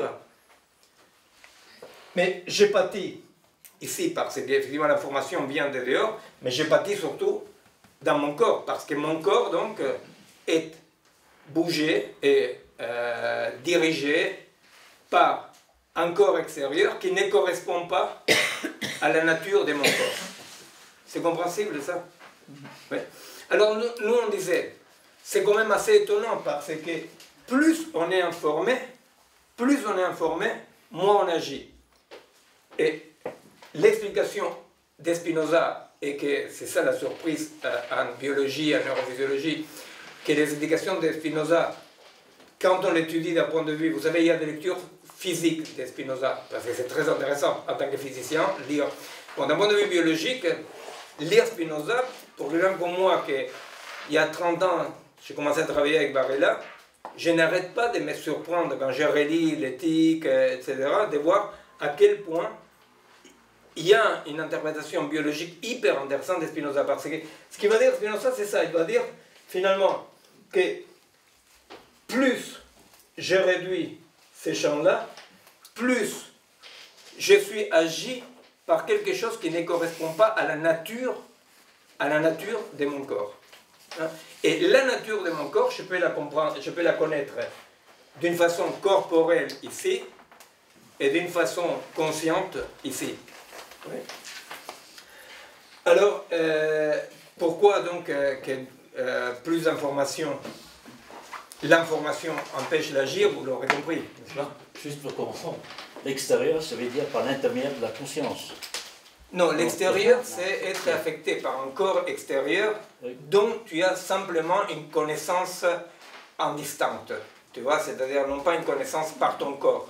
C'est-à-dire que l'information, ça serait une connaissance en distante, tu vois, floue, hein, pas concrète, pas adéquate, parce que pour que cette connaissance soit adéquate et non floue, qu'elle soit distante, elle doit venir d'un corps situé, que parce que situé, parce que affecté, peut connaître la nature de son corps et agir. Pas et agir, non? Connaître la nature de son corps signifie déjà agir. Mais si tu dis que le corps aujourd'hui est agi par l'extérieur. Oui. Par agir de l'extérieur, ça veut dire... L'extérieur, ça vient non pas de l'information, mais ça devient du monde. Agir de l'extérieur, ça signifie, là, pour le moment, ça signifie, pour rester dans les catégories qu'on développe jusqu'à maintenant, agir de l'extérieur, ça veut dire, dans les catégories voilà, ça signifie agir par révélation et obéissance. Tu comprends? Être agi par l'extérieur, là, pour ne pas démultiplier les catégories, ça signifie, donc, il va opposer Spinoza à l'expression.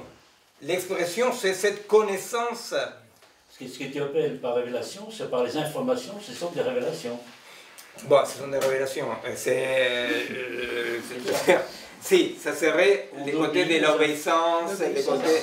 l'obéissance, la croyance, effectivement, les prophètes, tu vois, tout comme on va nommer, comme les noms qu'il va donner Spinoza à ça sont les prophètes, l'obéissance, la religion, la croyance. Mais comment t'expliques l'inspiration?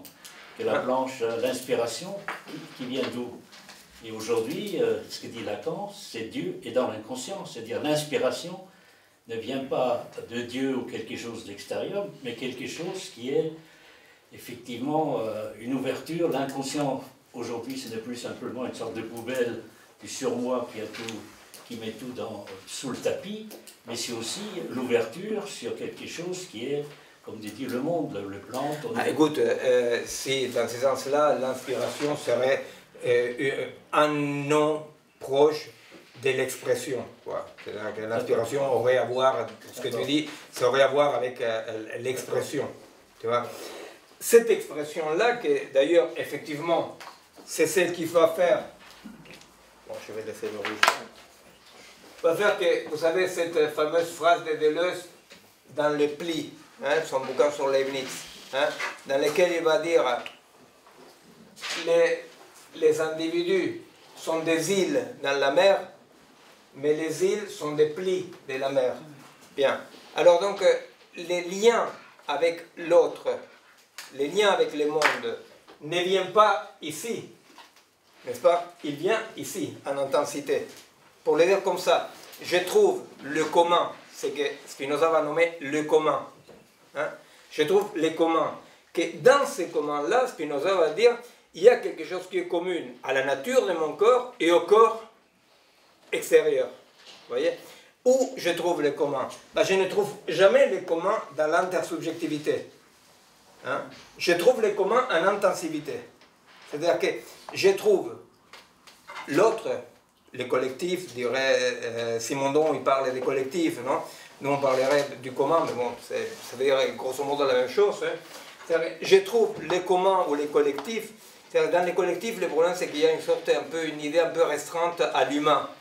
En tant que, si on prend les collectifs comme un collectif du vivant, c'est parfait, n'est-ce pas? Alors, où est-ce que je trouve les collectifs? Ben, je trouve les collectifs en intensité. Et signifie quoi en intensité? Ça signifie pouvoir descendre en tant qu'individué,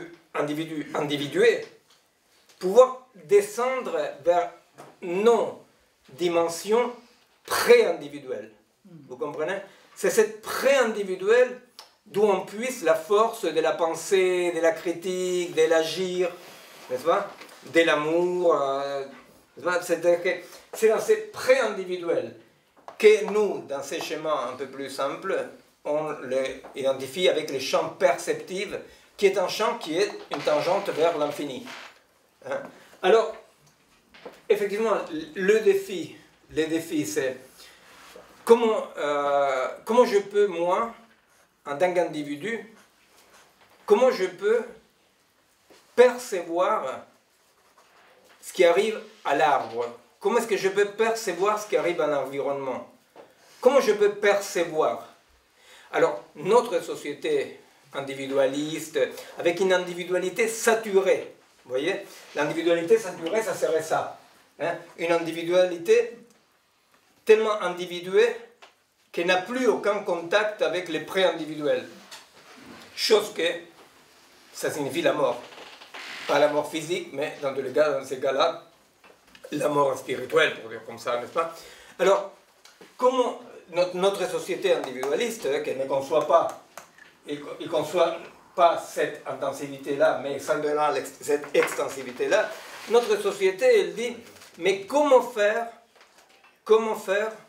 pour que celui qui pollue, comment faire pour celui qui transgresse, arrête de transgresser, de polluer? Comment on fait? Et alors, c'est le fameux principe qui est incroyable d'un point de vue philosophique, c'est le principe pollueur-payeur.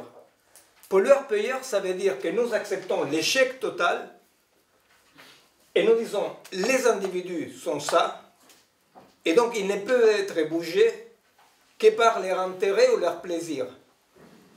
Intérêt et plaisir sont à considérer comme des objets extérieurs au corps, n'est-ce pas? Intérêt ou plaisir. Alors, effectivement, on dit, pour que quelqu'un ne pollue pas, la question, l'exemple de la pollution est un exemple parfait parce que c'est effectivement c'est commun. Hein. Pour que quelqu'un ne pollue pas, plutôt que de voir comment on fait pour aller vers l'intensivité, on le maintient dans son extensivité individualiste et on dit, si tu pollues, tu payes. Vous voyez? Donc, tu ne pollues pas, non pas parce que tu es lié au commun, tu ne pollues pas parce que toi, en tant qu'individu, individu saturé, donc mort, d'après Simondon, hein, eh bien, ce n'est pas dans ton intérêt.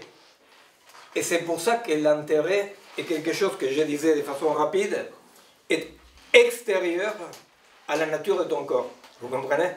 Parce que ce n'est pas par rapport à la connaissance de la nature de ton corps que tu ne pollues pas.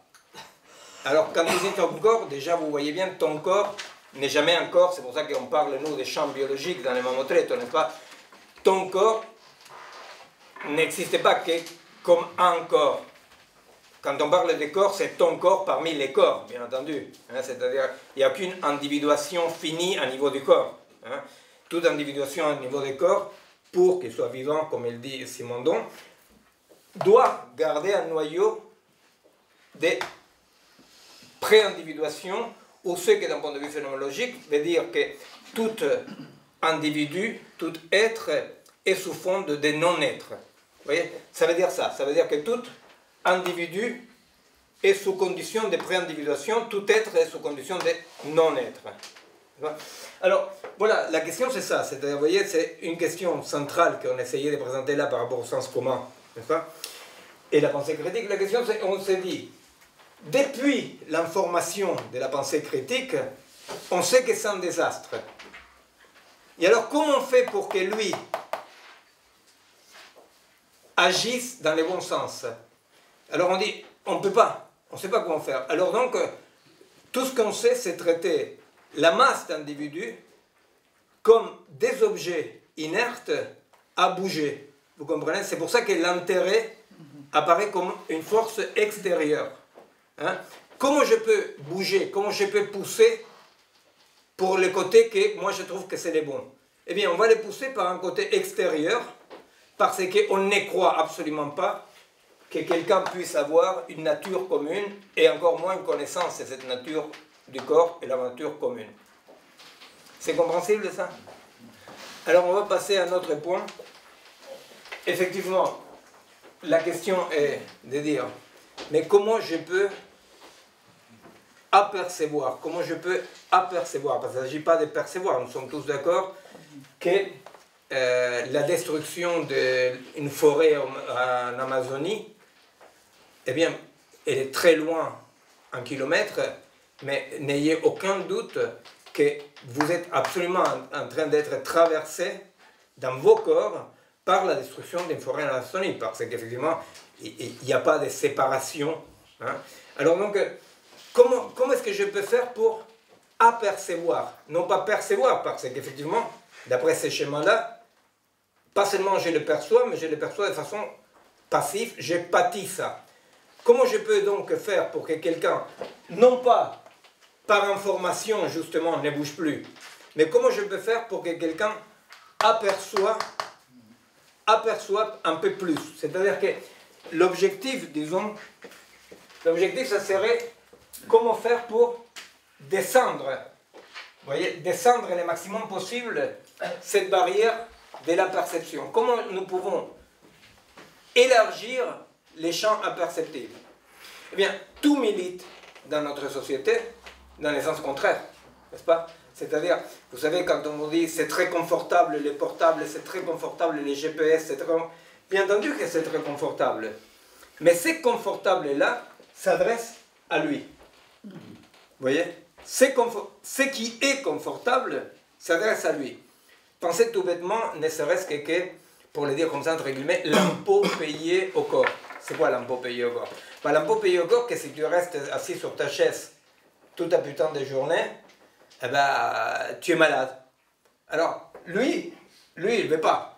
Lui, ce qu'il voudrait, c'est avoir une méthode électrodigito-robotico-patatine, chimique, pour que son corps fonctionne bien sans faire l'effort.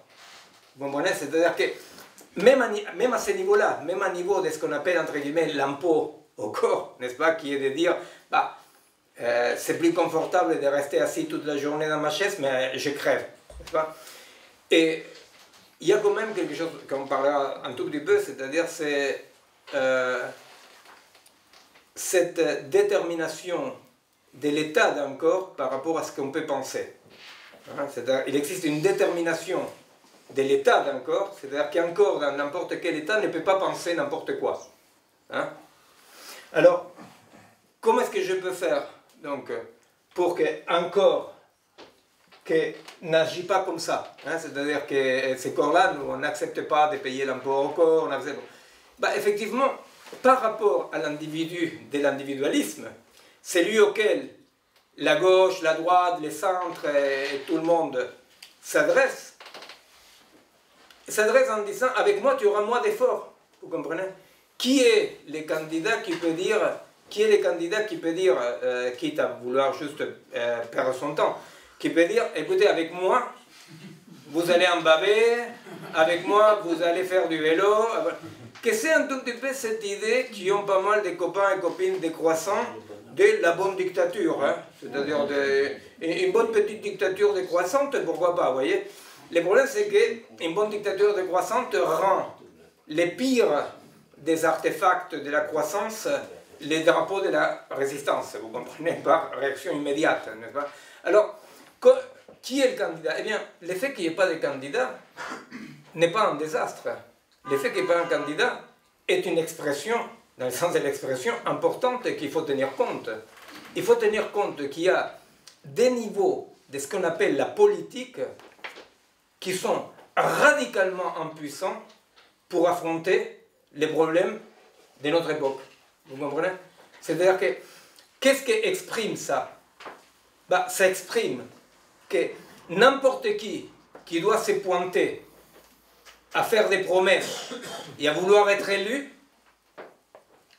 il doit être dans un niveau, doit accepter un niveau d'impuissance totale parce qu'il doit s'adresser à une société d'individus sérialisés auxquels il doit les promettre de façon plus ou moins stupide qu'avec lui, ils auront plus de confort, plus de bonheur, plus... Vous voyez, c'est l'hédonisme et l'utilitarisme de Jérémy Bentham, hein, c'est-à-dire qu'ils sont les deux pattes, comme ça, de cet individualisme total. Alors, vous voyez, c'est-à-dire que c'est très difficile d'imaginer les changements des comportements des individus de la société par mécanisme de révélation d'informations. Alors, notre question, et notre question à nous tous, c'est mais comment nous pouvons faire pour descendre ça? Comment nous pouvons faire pour avoir une vision donc, de cet effort? Parce qu'effectivement, il y a un effort, que c'est l'effort que Leibniz appelle l'effort pour être, hein, cet effort, que c'est le connatus aussi, l'effort pour être. Comment nous pouvons imaginer cet effort-là d'une façon qui ne soit pas une façon tristounette finalement? Vous voyez, que ce ne soit pas une façon dictatoriale, tristounette, ascétique. Comment nous pouvons aller vers la joie? Comment nous pouvons aller vers la... Oui? J'ai une idée. Ah, mais écoute, prenez note. C'est l'information que tu donnes.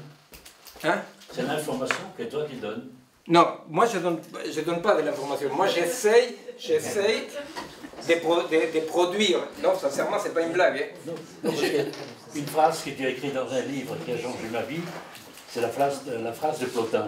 Oui, je ne sais jamais.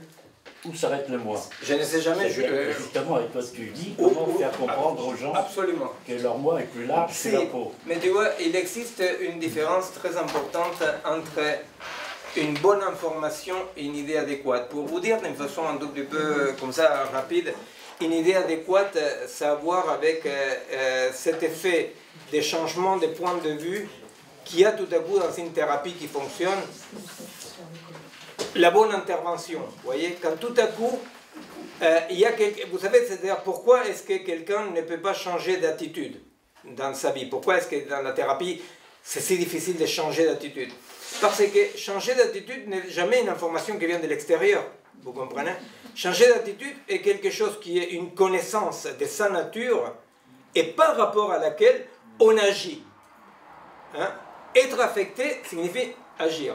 Alors, donc, ce que je veux dire par là, c'est qu'il s'agit de voir comment nous pouvons produire des idées adéquates. Comment nous pouvons produire des idées adéquates qu'on puisse expérimenter. Tu vois, c'est ça la différence avec l'information. C'est-à-dire qu'il ne s'agit pas d'informer, il s'agit de dire quelles sont les pratiques, pour le dire concrètement, quelles sont les pratiques qui permettent d'élargir les champs de la perception. Donc, quelles sont les pratiques qui permettent que ce qu'on appelle le soi, hein, le soi aperceptive, soit touché d'une façon que je peux apercevoir par la destruction d'une forêt, par la mort des migrants dans la Méditerranée, vous comprenez? Comment est-ce que je peux faire pour élargir ça? Dans tous les cas, ce qui est sûr, c'est que la seule chose que nous pouvons imaginer qui ne soit du côté de l'impuissance, de l'obéissance, de la révélation, est effectivement de dire, eh bien, nous devons essayer tous et toutes d'essayer de développer des pratiques de la joie, et la joie de la puissance d'agir, n'est-ce pas? Qui est dans le sens d'élargir cet espace aperceptible. Pardon, excusez-moi. Il y a quelque chose, je voudrais, dans la mesure où on perd le lien avec ce que tu as dit, la pré-individuation. Oui. Est-ce que du coup, on restreint pas, du moins, même la perception elle-même? Parce que, non, la perception elle-même, elle est infinie, c'est un champ biologique, mais dans la mesure où on perd la pré-individuation, est-ce que du coup, on ne perd pas quelque chose de ce terrain-là? Non, on ne peut pas dire qu'on perd de la perception, parce que la perception relève de notre participation au champ. Mais en revanche, on perd de notre corps, tu vois, de notre corps en tant que puissance d'agir, parce qu'il est de plus en plus restreinte ces territoires du soi, quelque part. Il y a une perte d'un territoire du soi. Mais c'est soi-là qui existe sous condition de cet lien direct, tu vois. Mais je ne pense pas qu'on puisse dire que, si effectivement tu peux dire, je sais pas, ne serait-ce qu'en de l'expérience là avec les GPS, c'est vrai qu'à force de te guider par les GPS, tu vois clairement l'atrophie des noyaux sous-corticaux. Tu vois? Donc, mais cette atrophie des noyaux sous-corticaux, tu vois, un corps se décompose d'une façon et se recompose d'une autre façon. Tu vois, on va se délier d'un côté, se lier d'une autre façon. Alors donc, d'un point de vue des corps, il n'y a pas un bien ou un mal universel. Tu vois, d'un point de vue des corps, voilà, tu vois, c'est-à-dire les corps des humains est en train d'être modifiés par tous ces processus de délégation des fonctions vers la machine, mais on ne peut pas dire qu'il y a moins de corps. C'est un corps qui se modifie dans ses rapports. Tu vois. En revanche, effectivement, à niveau d'être affecté et non pas de pâtir, oui, il y a une diminution. Tu vois, il y a une diminution de la surface d'affection. Alors, juste parce que je ne voulais pas... Qu'est-ce que tu écris là? Prédicat. Ah, si. Oui. Alors, je vais dire deux mots juste pour introduire la prochaine fois dans laquelle on ira vers la question de cet agir et les modes d'engagement, parce qu'on voulait développer un tout petit peu justement l'idée de à quoi on appelle élargir les champs de la perception. Et pas à quoi on appelle... et qui a un tas de corollaires, effectivement, mais un corollaire de ce qui nous intéresse, nous, dans l'agir, qui a par rapport à l'idée même d'engagement. Hein, par rapport à l'idée d'engagement. Hein. On va développer la prochaine fois cette idée quand même de... Il y a deux modes d'engagement opposés. Un mode d'engagement et les modes d'engagement révélation, hein, c'est-à-dire les comités centrales, les bureaux politiques savent et les peuples doivent suivre, n'est-ce pas? Et il y a les modes d'engagement de l'expression. C'est-à-dire, vous savez, moi je vous ai raconté souvent, je l'ai même écrit, cette grande différence qu'il y avait dans les groupes de résistance à la dictature, qui avait deux tendances absolument différentes, n'est-ce pas? Il y avait une tendance qu'on pourrait dire, à l'époque, je n'avais pas les concepts pour le dire comme ça, mais c'était comme ça que ça s'est passé. Il y avait une tendance qui était la tendance révélation. Ceux qui connaissaient les lois de l'histoire, ceux qui savaient vers où il fallait aller. Et de l'obéissance. Et il y avait les autres, non, les plus brutes, non, qu'on était plutôt du côté de l'expression. Pourquoi? Parce que nous, on était contre ce qui s'est passé. Vous voyez, c'est-à-dire que ce qui s'est passé avec la dictature n'était pas possible. Et alors ça, il y avait une division très drôle parce qu'il y avait une frange qui était la guérilla guévariste de l'RP, de Tupamaros, de Miro, etc., avait un parti qui se disait marxiste-léniniste et une armée, que l'armée était contre la dictature et pour la démocratie et vaguement pour le socialisme, mais vaguement, vous voyez. Alors donc, la barrière était là, vous voyez. Moi, je n'ai jamais appartenu au parti, par exemple. Mais en revanche, j'avais des responsabilités militaires dans l'armée des guérillas. Pourquoi? C'est-à-dire que c'était quelque chose que beaucoup plus tard j'ai pu nommer en disant, ben effectivement, c'est ça l'engagement de l'expression. Mais c'est ce qu'on va développer parce que ça serait bien de revenir là. Je vous dis juste un mot par rapport à cette idée adéquate et les changements. Hein. Souvent, puisque j'ai nommé un tout petit peu mon autre pratique, la pratique clinique, souvent, loin de connaître ce que moi j'appelais dans mes bouquins sa géographie antérieure, hein, c'est-à-dire je dis, me demande, mais c'est quoi l'objectif d'une psychothérapie pour toi? Je dis, pour moi, c'est connaître une sorte de géographie antérieure, que ça serait, bon, dit dans les mots plus chics de Spinoza, connaître sa nature, la nature de son corps, n'est-ce pas? Et alors, effectivement, connaître la nature de son corps signifie donc, quelque part, cette sagesse qui dit tout était nécessaire, rien n'est un accident, rien n'était par accident. Or, justement, ce qui empêche les changements, une des barrières fondamentales qui empêche les changements dans la thérapie, est cette distance qui existe entre ce qu'on dirait le sujet et les prédicats. Hein, comme on a parlé souvent avec Leibniz, même la dernière fois on a réévoqué, non, Leibniz entre les prédicats, les concepts de prédicats appartiennent, les notions de prédicats appartiennent à la notion du sujet, n'est-ce pas? C'est-à-dire que les prédicats sont dans les sujets, c'est en distinction. Non? Bon, ce qui va se passer dans ces pièges, dans les pièges de l'homme et la femme de l'individualisme, le piège est de croire que nous sommes individués à tel point que nous, on pourrait, en tant qu'individu toujours égal à soi-même, choisir ce qu'on veut. Vous voyez? Par exemple, tout bêtement d'un point de vue médical, c'est pas vrai que n'importe quel individu peut arrêter de fumer. Pourquoi? Parce que si entre l'individu, entre Jean-Paul et arrêter de fumer, il y a une distance trop grande, que rien dans l'énoncé arrêter de fumer correspond à la nature de Jean-Paul, eh bien, même si par obéissance il arrête de fumer, eh bien, cette composition sera une mauvaise rencontre, vous comprenez? C'est-à-dire qu'il y a quelque chose là qui sera une mauvaise composition, ça compose mal. Hein? Ça compose mal les rapports parce que tout énoncé des changements qui ne correspond pas au possible de la nature de nos corps, eh bien, est absolument extérieur, pour le dire avec le jargon surmoïque, n'est-ce pas? Et nous condamne à des changements qui ne sont pas des changements de l'agir, mais sont des changements dans un pâtir.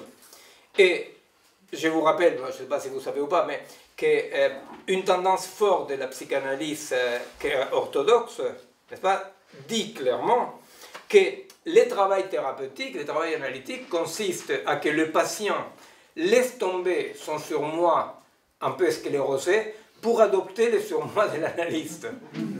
C'est-à-dire que je trouve quand même que c'est un niveau d'honnêteté très grand des collègues pour dire ce qu'on nomme de façon plus grossière les psychoflics, n'est-ce pas? Parce que ça veut dire qu'au bout d'un moment, l'autre va arrêter de casser les pieds et va t'obéir. Parce que, effectivement, la question de quel que soit le surmoi que tu adoptes, bah, ça sera toujours une cause extérieure. Oui, mais c'est l'idéal du moi, c'est pas le surmoi. L'idéal du moi. Et Spinoza, quand tu parles par rapport à la fumée, nous ne savons pas ce que peut encore. Alors, et puis il y a des conversions, il y a des gens, Saint-Paul, c'est pas Jean-Paul, Saint-Paul qui change complètement. C'est vrai. Moi, je n'étais pas là, bien que je sois vieux, mais c'est ce qu'ils disent, que Saint-Paul, il a changé. Et à vrai dire, comme il dit la pub, il avait juste changé les lunettes, j'avoue. Mais écoutez, là justement, c'est dont on parlera la prochaine fois, la question des changements, hein, c'est-à-dire, on ne sait jamais ce qu'un corps peut. Hein. Si vous avez suivi plus ou moins, c'est exactement ce que je suis en train de vous dire. C'est-à-dire que élargir les champs de la perception veut dire composer avec d'autres corps, n'est-ce pas? Aller vers un commun qui ouvre de nouveaux possibles. Vous comprenez? Effectivement. C'est-à-dire que les bonnes rencontres d'amitié, les bonnes rencontres avec un arbre, les bonnes rencontres avec un bouquin, les bonnes rencontres avec peu importe, vous voyez, les bonnes rencontres ne sont pas que des bonnes rencontres intersubjectives, vous voyez, voilà une bonne rencontre. Et alors, les bonnes rencontres, effectivement, ouvrent des possibles. Hein, ouvrent des possibles. C'est pour ça que, par exemple, mythique, tout ça, certainement ça ferme des possibles. Parce que les bonnes rencontres sont des rencontres dans lesquelles on ne se rencontre pas par la coïncidence. On ne se rencontre pas par ce qui coïncide avec moi. Les bonnes rencontres, c'est justement ceux qui vont du côté des non-savoir, ce qu'un corps peut. Et par la rencontre, par ce qui compose de nouveaux rapports, vous comprenez, on ne sait pas ce qu'un corps peut. C'est-à-dire, c'est ce point fondamental qui va fonder la phénoménologie, mais qui est entièrement chez Spinoza, et de dire effectivement l'éthique elle est basée sur un point de non-savoir qui n'est pas de l'ignorance. Donc tout l'opposé de la révélation. Bien, je vous révèle qu'il est 10h30, croyez-moi, et donc on vous donne le rendez-vous. Pardon? Non, une question. Est-ce que tu tuerais, en Argentine, tu étais un gilet rouge? Excuse-moi, mais c'est-à-dire, c'est pas pour. Mais commandant de la guérilla, ça ne réduit pas à gilet rouge. Non, mais je veux dire que tu n'étais pas. Non, oui. C'est-à-dire la méfiance vers quelque chose. Non, bien sûr. C'est un truc là, c'est pour ça que je mets le côté de l'expression, tu vois. L'expression, c'est la présence de ce que tantôt on appelait l'appel. Hein? L'expression, c'est ce que. Voilà, mais c'est ce qu'on va voir la prochaine fois par rapport à l'engagement. Hein? C'est-à-dire, les côtés de l'expression, c'est ce qu'on appelle les appels. Hein? Les appels.